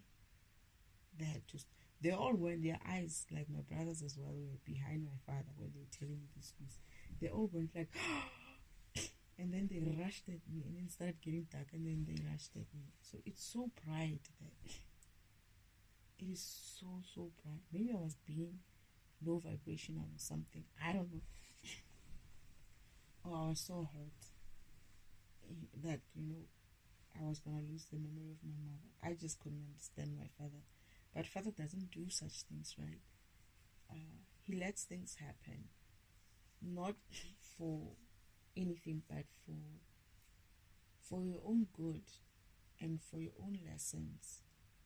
As hard as they are, or as hard as they sound, well, he knows how to get you over that.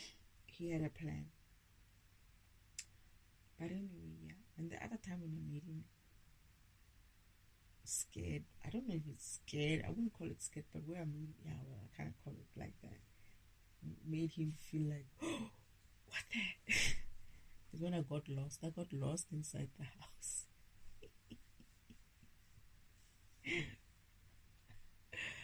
I went to play in my play world that I created in my head, but then I hid before I went to play there.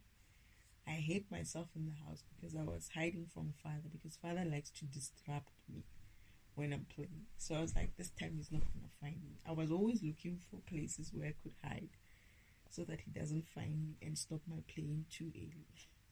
So this time I went and hid, and apparently I was missing for days. They had been looking for me for days, and I was hiding somewhere in the kitchen. I think it's a kitchen or something like that. You know, when you get sacks of things or baskets of things. There was baskets there or something like that, and I had moved those baskets and hid somewhere there. So the only reason why they saw that I could be there is because of those baskets were shifted from where they usually are, and then they found me there. Yeah, that's when I saw his face go like different. He always has the same face, but when he changes his face, it's like something serious must be going on. Or when he's laughing, right? He's having his laughing moment, which is very beautiful to watch. Very, very beautiful to watch. He goes younger. When he laughs, he gets younger. He grows young, like young, and I'm like, what's going on with you? When he did that with me, I was like, I made him laugh. and he started like ha ha ha ha, and then he went young and young and young, and he was getting way too young. I was like, and then he noticed that I was like shocked, and then he changed back, and I was like, what the? And he just took me off the desk and put me down and had me run along and go away, because I was gonna ask him, what did I just see right now? I was a child still then, though. But anyway, I don't know why I'm talking about him as well, but I guess these sessions end up where they end up. But yeah, your ancestors.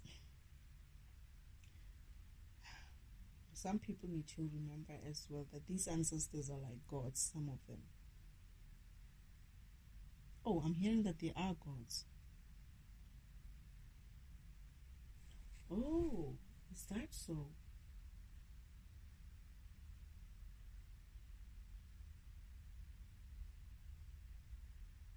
So, okay.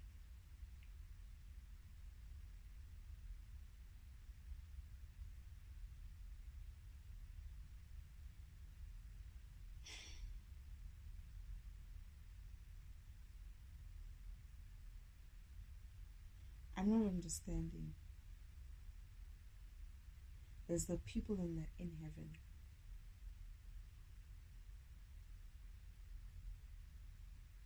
There's people in heaven who haven't reached their divinity, and there's the divine beings.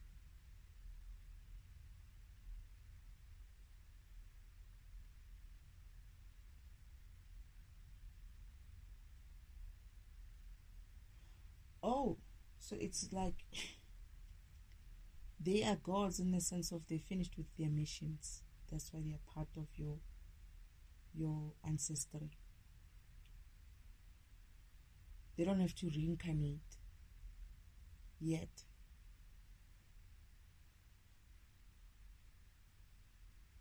So they play a role of ancestry.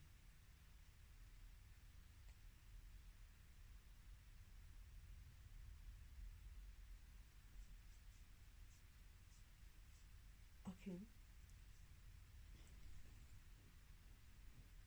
So they're not in the process of being reincarnated.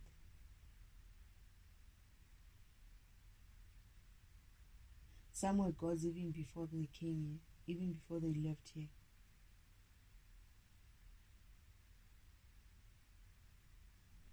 Okay.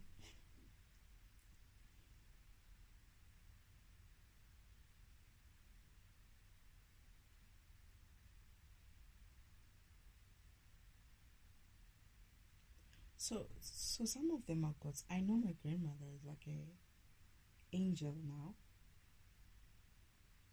She's reached the status of angel.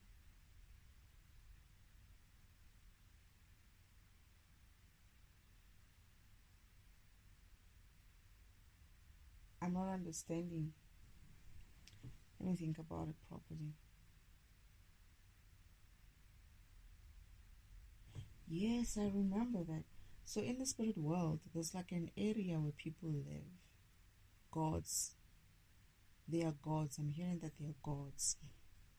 That's why they get to live in the spiritual world. That's why they can live in the spiritual world. There are different types of gods.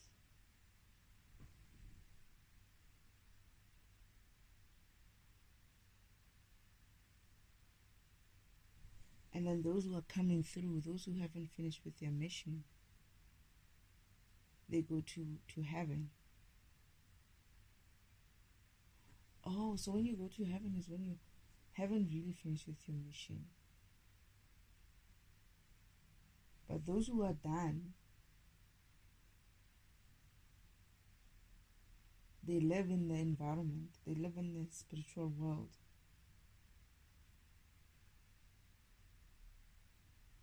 Okay, like how Uncle Oman was cast out.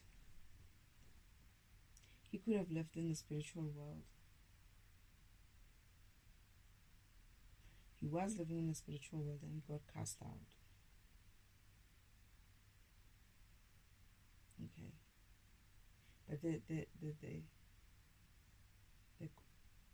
the ancestors, do they also get to be reincarnated as well?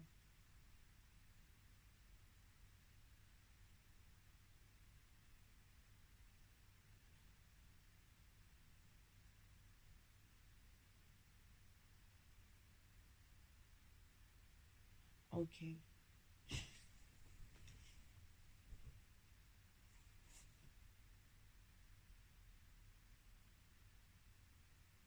They also have their own missions in the spiritual world.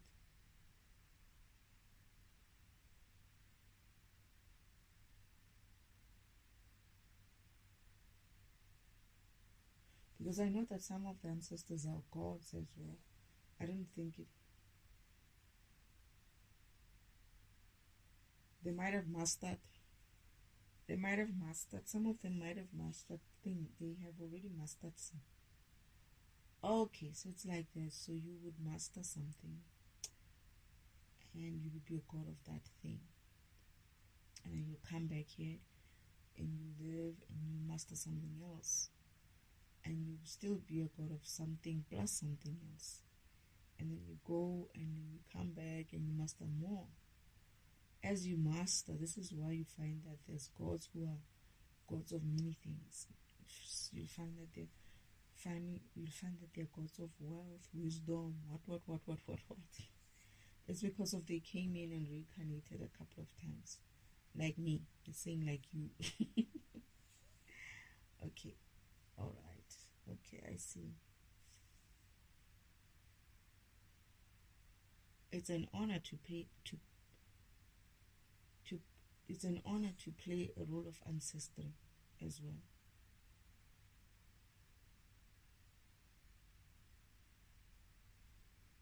Ooh. So it's an honor for them to play the role of ancestry.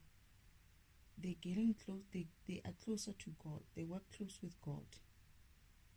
This is why I say you shouldn't be going and cussing at these people like that. This is why I say these people, when I see my father and them, they're like I see them in the same group.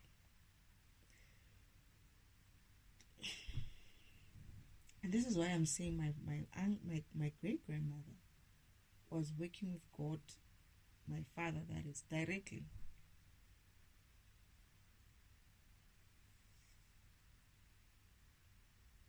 Some of your ancestors might be with you, but more prevalent to some other family member. Like, let's say my great grandfather might be more visible or more visible with maybe some other family member in my family who knows him. Maybe the older ones, who were there when he lived. Okay.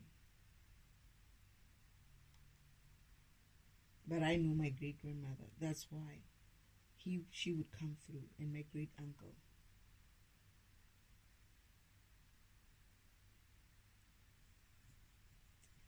Okay.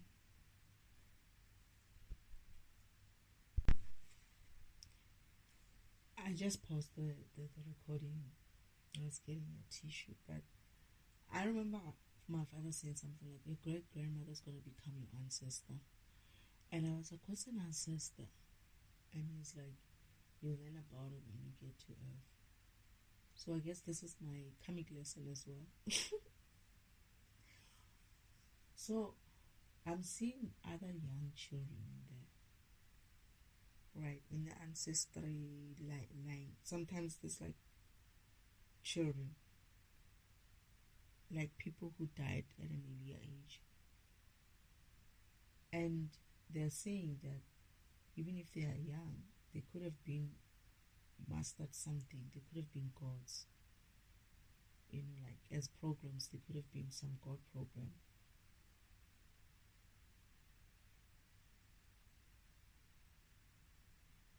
I'm hearing that also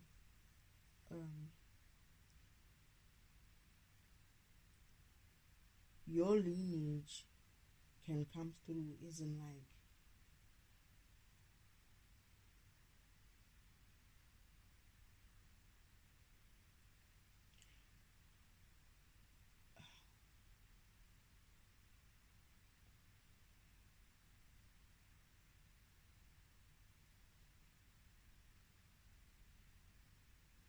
It's not always, but sometimes you might have someone that you know, let's say like your mother or father, coming through for that moment to just give you a message or guide you or something. Most especially if you don't know your ancestors.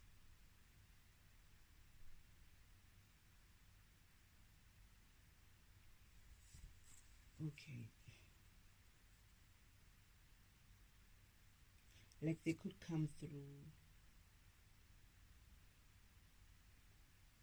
just like they're not necessarily your ancestor, it's just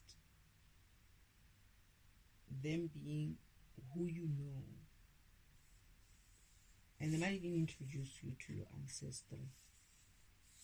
Why do I feel like I know something about this? Why do I feel like I saw something about this?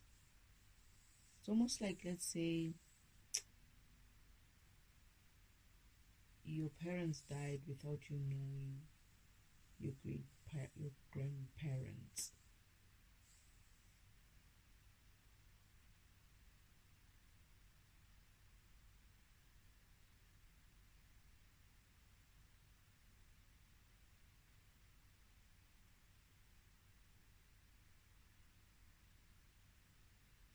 Okay, without you knowing your grandparents, right? Or your great grandparents, your father or your mother can be called in to kind of like represent them to you. And like you, it's like he's introducing you to them.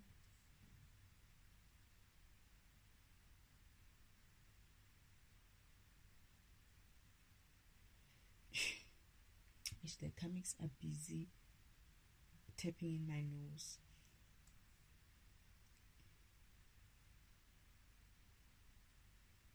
They're not tapping my stomach today.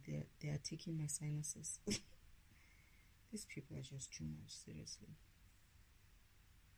And it's like disturbing.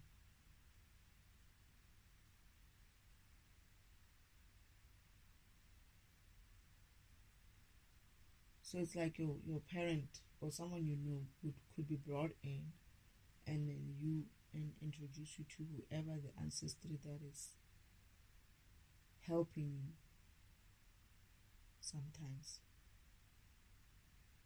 Because what I'm getting is that it's easier for you to connect to that ancestry if you know about them. You know them or you know about them.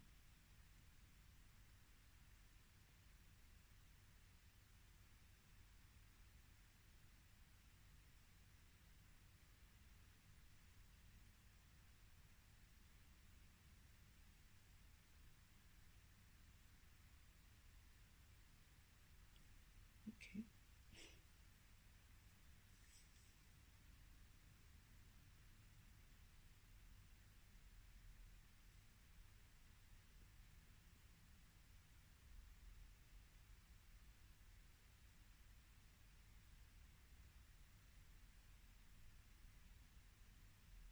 Okay. Is there anything else, Spirit?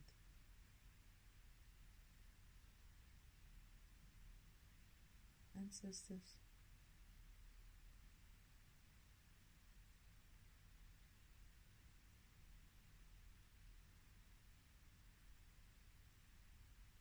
I'm able to see, since actually recently, since yesterday, I don't see just one set of ancestors. I see my counterparts' ancestors. I thought they would be gone by today. Isn't like, no offense. I'm just saying that I thought I was seeing them yesterday because of I was recording for my counterpart.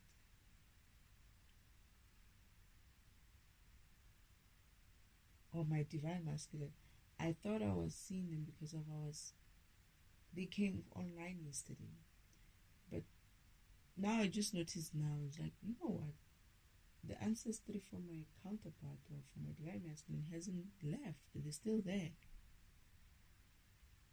So I have my own set and I can see my counterparts, ancestors, but I'm also feeling like there's a space. There's a big space, and that space is reserved for some set of ancestors as well. And I think it's for my other counterpart. I'm hearing that they are available for me because I'm going to need to transfer the messages to their son. That's why when I need to convey messages to their son. Okay. But I'm also hearing that I'm always going to have them.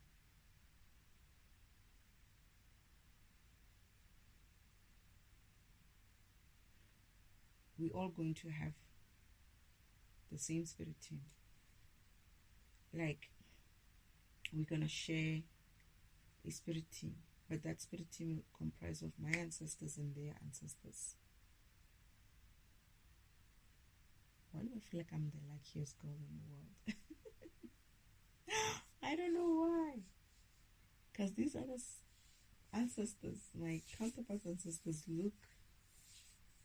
they feel, not that my ancestors are not, I'm just saying that I feel like there's power there, some power there coming through. Quiet power. I wonder. Because I'm still haven't figured it out. And I feel like I'm not going to figure it out because I can't figure it out. It shouldn't be me who figures it out. It should be him who figures it out. I can't give him the answers to his spirituality. So he needs to figure out what spirit he is. But they're kind of cool. They're kind of cool.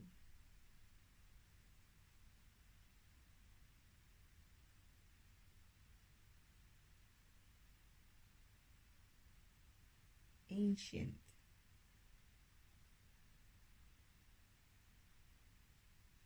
I think I remember Father going back and finding some very ancient spirits.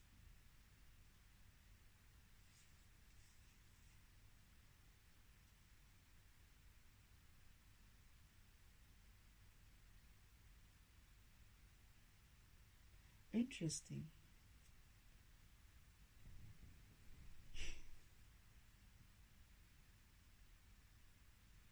I'm hearing that, I don't know, because I keep hearing this and I have this even during the day, that what I have with my connection, the way I'm connecting or aligning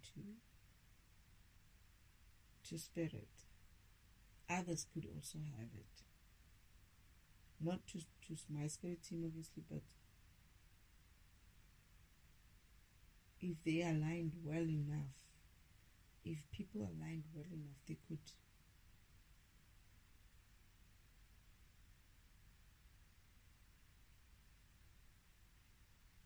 have a similar experience as well with their spirit team.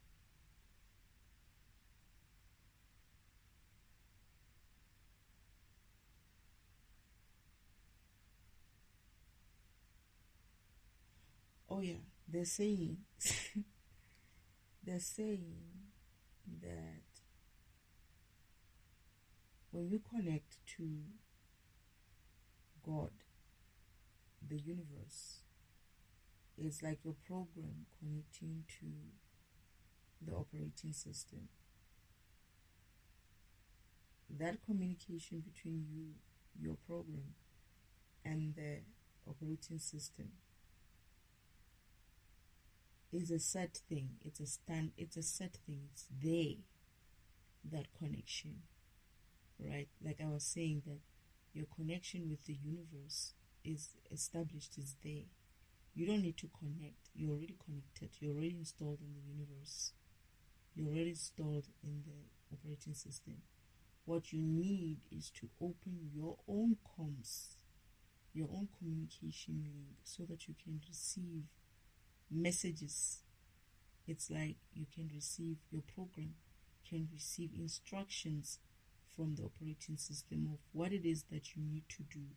So that operating system, right, I need to figure out what is a ancestor, old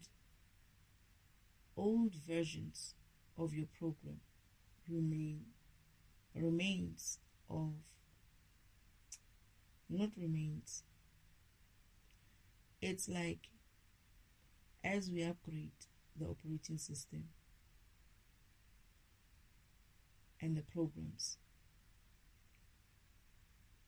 your ancestors used to be able to do the same thing that some of them used to do, what you are doing, who you are. That is your program, what your program is. So essentially, they are still in some way, which is one of the things that Father showed me. Their code, you are an upgrade to them. Like your ancestor is, let's say we started with version 1.0. You got ancestors from 1.0 to today, which is going to be, the next one going to be 8, right? So you got ancestors from 1 to 7. And, or 1 to 6, and you are number 7. And you are going to become an ancestor at some stage for those who are going to be born in 8, version 8. So ancestor is like program upgrades of the program, like your first version of yourself, of your program, your spirit, that is the first version of your spirit. Oh yeah, now it makes sense. Like your first version of your spirit, how it was, and then as Father upgraded it and built it more things, added more things to it. Let's say at first it started off as a 1.0, maybe it just had a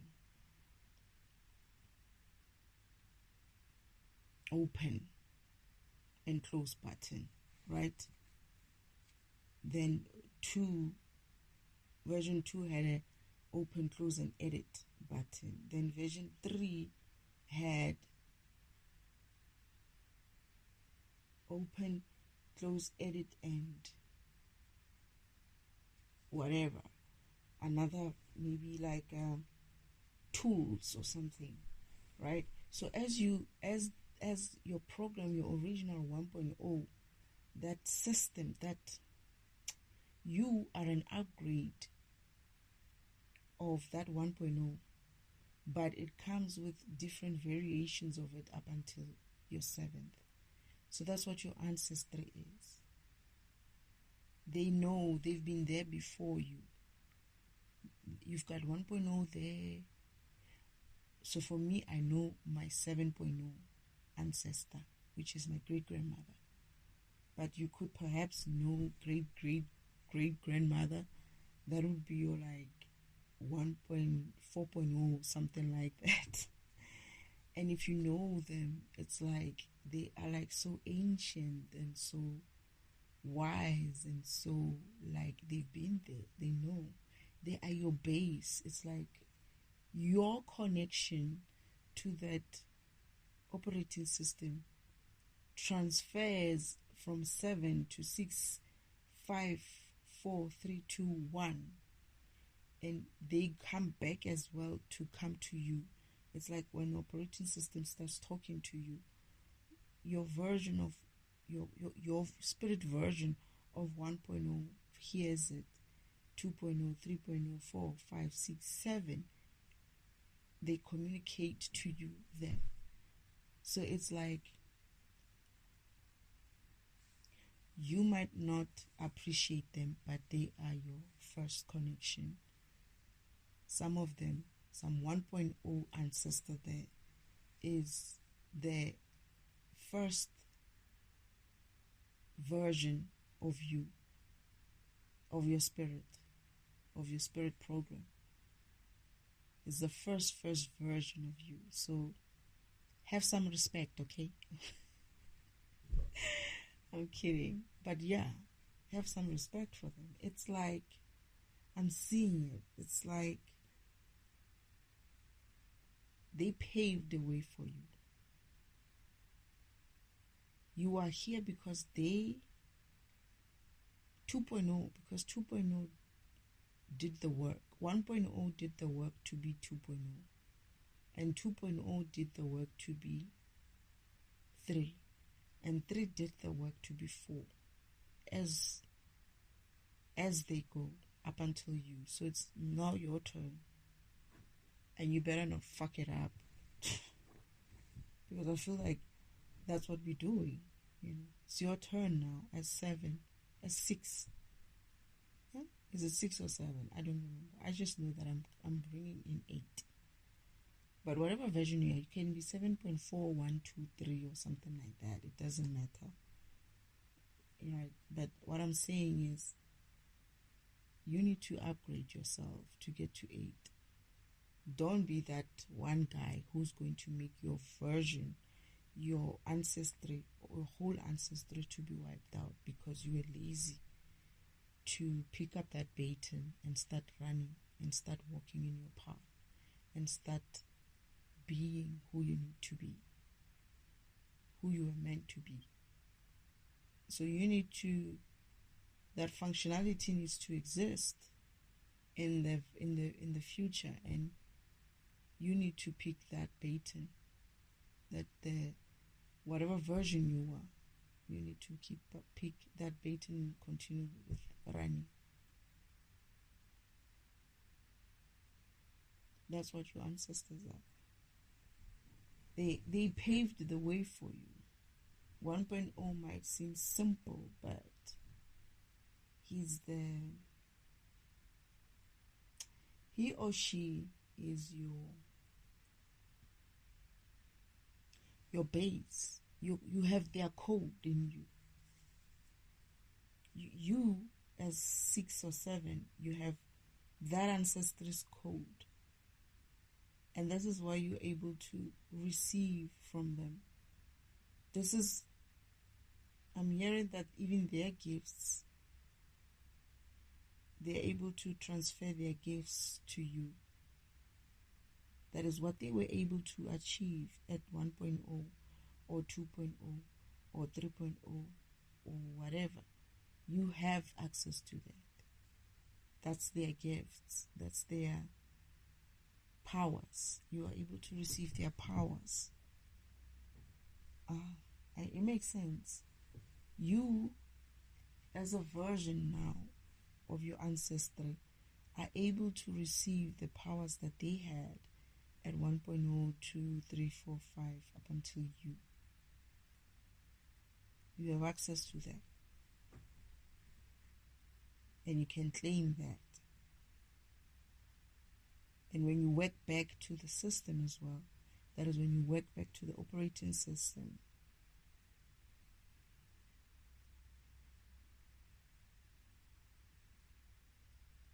Oh, I'm hearing that you would receive communication from them.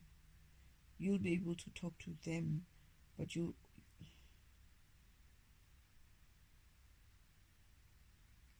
are able to request what you need from them. They are able to communicate back to you, but also send gifts to you. Like you can send them gifts, right? Oh, you can. But in a divination, you know, it's a divination. Just honoring them. Okay, I see. So if you're not honoring them, like you go to your graveyards and start cussing at them, it's an insult to them. And the hard work that they've done up until this point, so you can exist. Now I feel so bad. Now I feel bad. That's why all they are happy. This is why they said to me that they are happy when we do divination for them. They look forward to it. They look like they are being taken care of. They boast about it in the spirit world. It's like, you see, we are being taken care of. We're doing a good job. Our children are happy with us. And you motivate them to do more for you. It's not to say that they're not doing already. They are. It's just that you're not aligned to see what you need to see. You're aligned to see. You're aligned with something else. Other people's gifts. You're aligned with other. Yeah, it makes sense. If you're not aligned with Father or God, the universe, and you're not aligned with your ancestors or your spirit team, you're busy aligning with your friend and what your friend has and what your friend's ancestors are doing for your friend. You're not going to be able to see what your ancestors are doing for you, even though you have things. This is where you find people being told, like, I used to envy you. You have a good family. You have this, and you'll be like, you're so blessed. And they'll be like, you're so blessed. And you'll be like, me, blessed? But I used to envy you. You have these cars and you have this thing. And they look at you like, are you serious? Those things you can get anytime. What you have, I can't. Because I just don't have that. So I fill that space with things, material things. It happens. So you don't see what they're trying to tell you. You don't see their guidance. You don't even see that the things that you have, where you are, what you're achieving, is also because of them. Yeah, we also have this ego of we're doing it ourselves. We're doing it ourselves. We don't notice that we are blessed. We're not grateful whenever we have things. We always think that the house and the whatnots, it's only you. It's all your smartness, because you work hard. You don't realize that they even transfer their energy to you. So you're able to do this hard work that you see. Their energy and their smarts, their intelligence is with you because you're using their code. Shit. Yeah, we have been so blasphemous, You're using their code, the code that was written for them, that they improved over the years, over the existence, so that you can have a better life today. But you're not aligned to what they're trying to show you and give you. You're busy aligning with your egos and other people's things, which is other programs. And you are not minding your own program. You're busy minding other people's programs. If you were to just focus on your own gifts, the gifts that comes with your ancestors, and align with them and align with source, you know who you are and you will recognize your gifts for what they are. That those things that you take for granted, that you don't think are gifts, are actually envied by your very friend who you busy looking at and thinking that they're having everything, when they're actually pretending and hiding behind material things. Wow, that was a mouthful.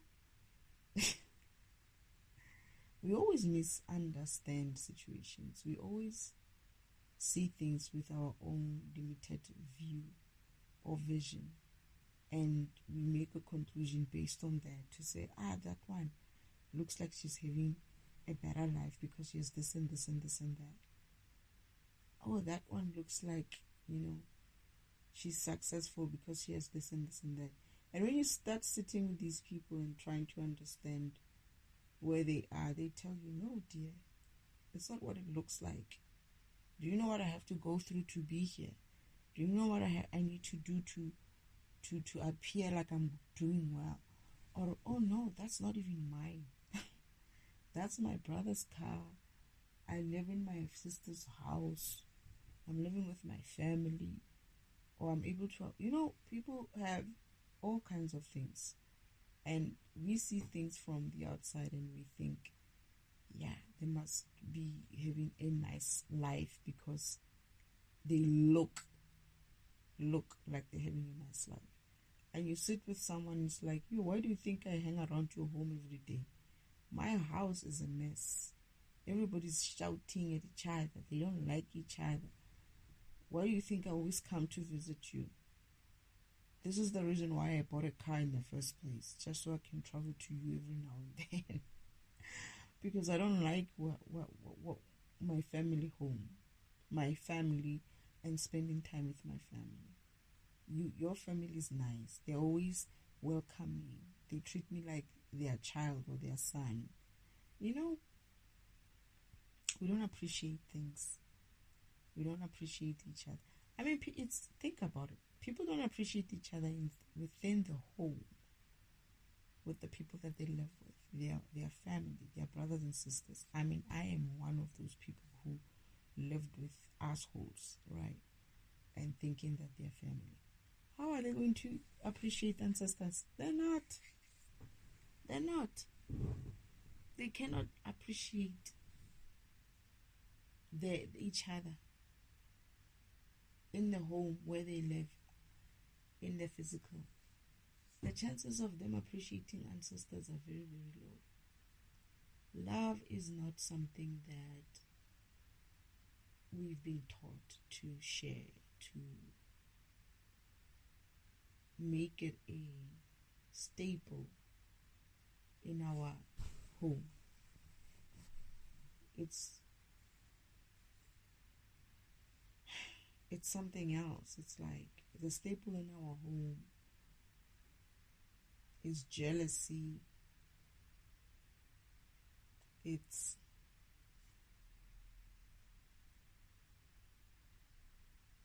all kinds of things. Anger,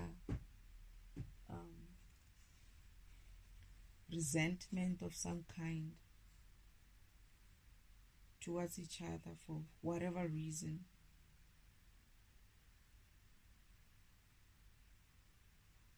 Love is not something that we are taught to practice at home. Just like we're not taught to pray anymore.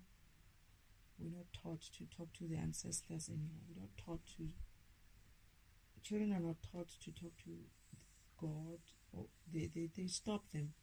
Whenever a child just talks to someone, maybe an empty space, but imagining that they're talking to God, the child will be told to stop. People are going to say you're crazy. Don't do that. Don't talk to yourself. While the child is imagining God, and that child has a right to do so. And you, who are stopping that child, you're interfering with their program. You're going to get karma for that. You're going to get karma for that. Anyone who starts interfering with someone who's saying that they're talking to God, and you're calling them crazy and all of that, Father, they should receive karma for that, because that's interfering. Because now, if I stop, right, I'm going to stop talking to you. That is interfering. That is interfering with someone else's spirit. They should get karma for it.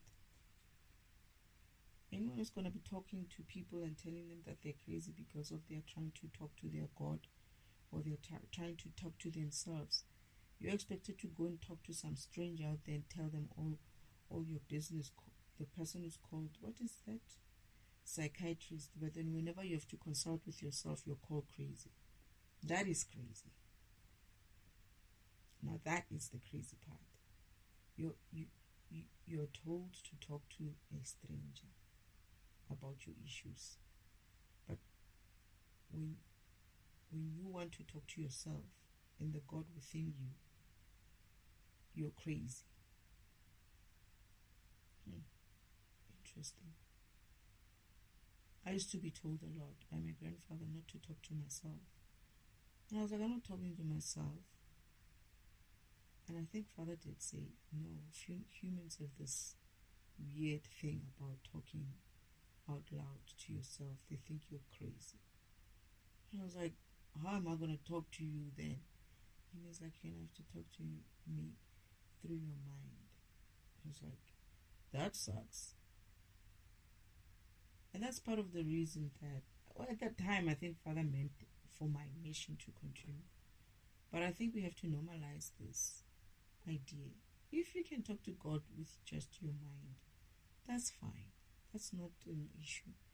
But if somebody's talking to God and they are being out loud, and you know what's the weird thing about this thing of talking out loud? Is that people still do it despite the fact that they can be considered crazy. You find someone who is really in deep thinking, and somebody walks in and is like, are you talking to yourself? And that person will make an excuse of saying something like, ish, you know what, I'm trying to think of, of this and this and this and that, and maybe like sort of like divert from answering and saying, of course I'm talking to myself. So we need to normalize that. We need to normalize that talking to yourself. I don't know about crazy people, right? I've never, maybe I have, but I don't think I've been crazy. But I also don't think that somebody who hasn't been crazy can understand it. The person is crazy. This is why I don't really believe in this kind of mental. I walked out of my psychology. It was a psychology class or something like that. I said, I need to go to the loo, and then I took my bags and I was like off. My friends come out, they find me outside. They're like, why did you walk out of the class? Like, did you hear that person? What the heck is she asking us?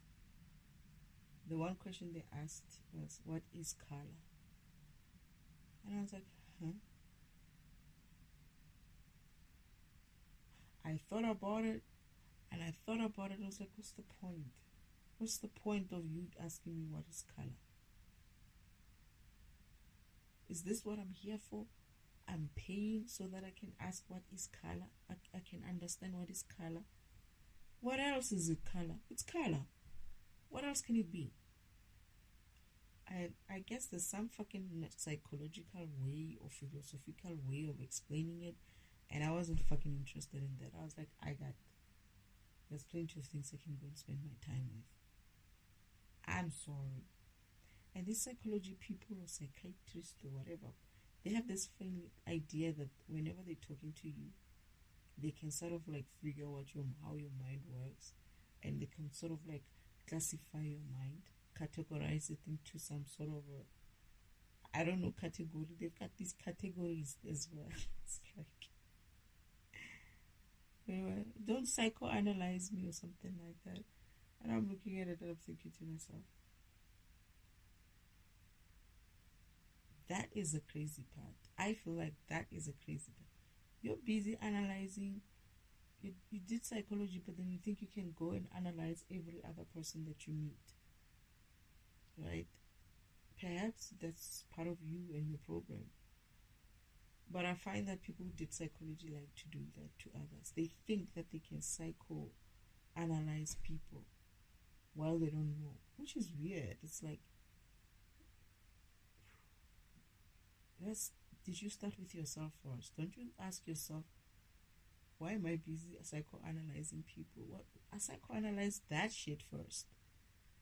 Psychoanalyze yourself first. It's like, why would you want to know or think or have time to put someone else's mind in some sort of a category? What is that? Huh? What's that? What are you doing? But anyway, I was going off again. Anyway, so what are we saying with ancestors? They are cool beings. They are the programs that existed, that they are your spirit. They are the same spirit as you. They carry the same spirit. They know how the path, how to walk that path. They've walked your path before you. They've set the groundwork for you. You get to use their gifts and their power. And it's your turn now. It's your turn to upgrade yourself to a better version. And instead of moving and checking backwards to say, oh, ancestors are not doing their job and what, why don't you face your future and face your path and work your purpose and be a better program by minding your own business. They did their part. It's your turn.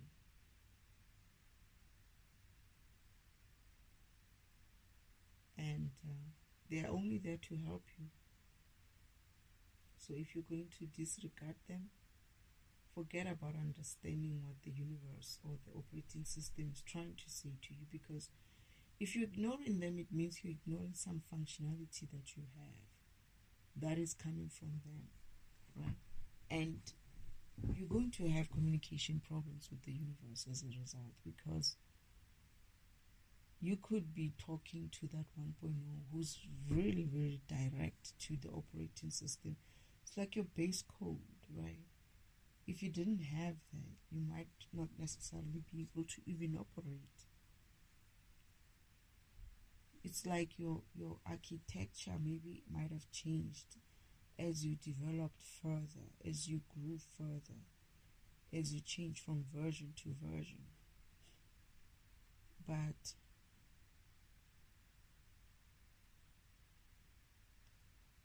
you evolved from somewhere, from something, from someone. And we should be respectful of them.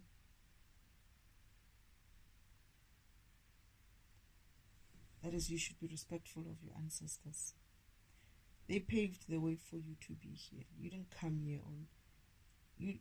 that spirit that you have is theirs. It's theirs first before it became yours.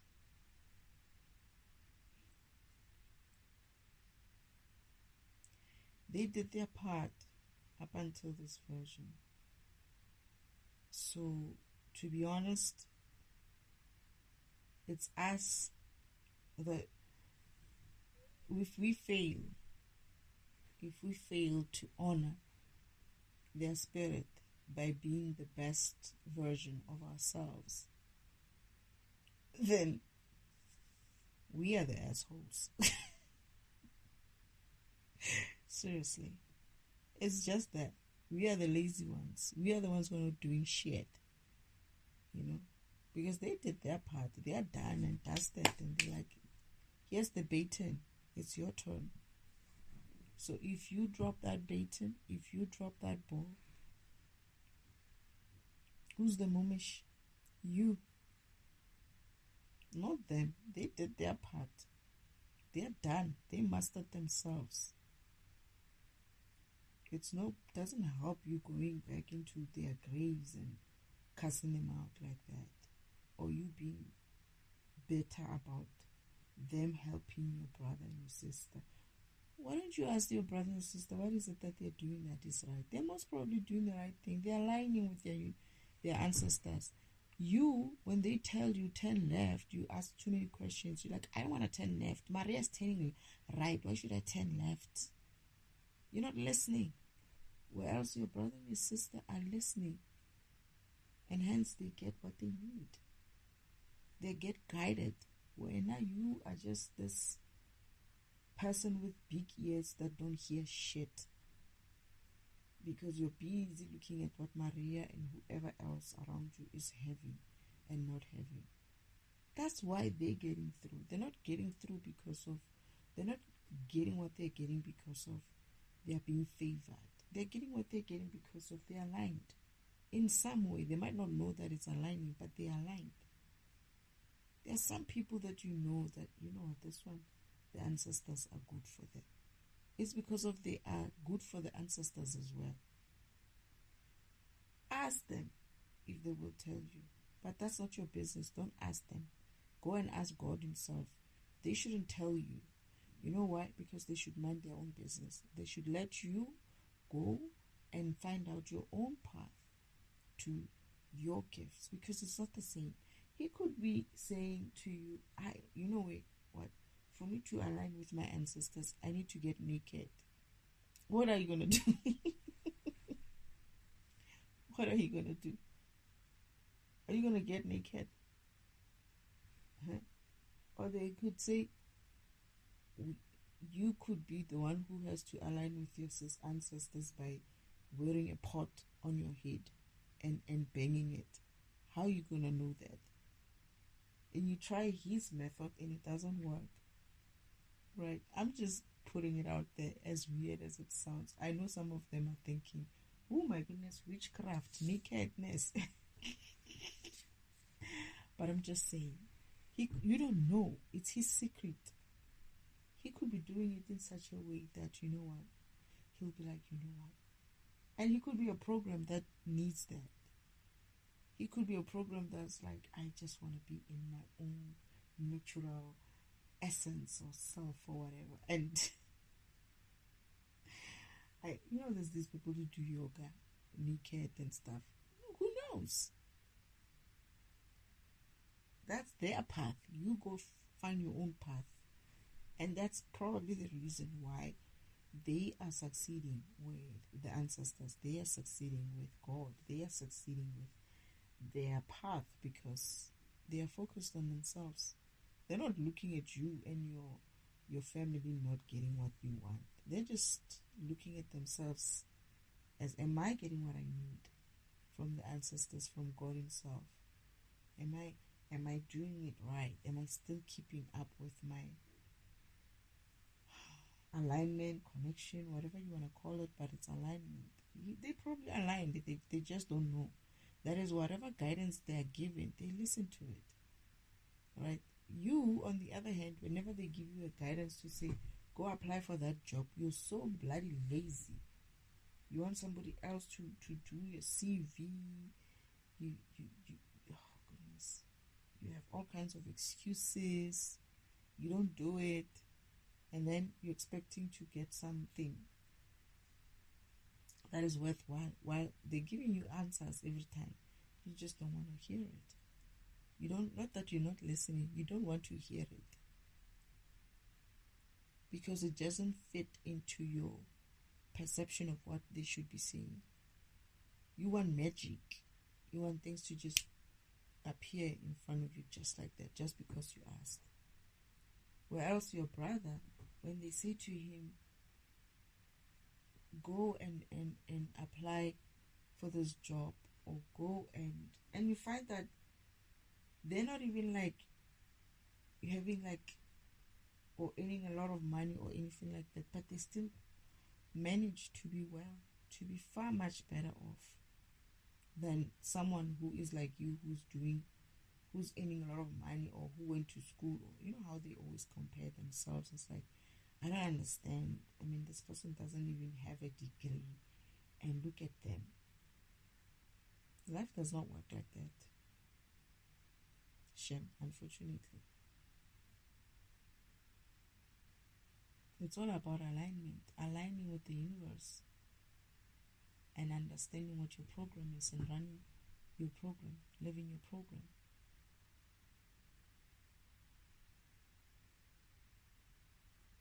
Amen.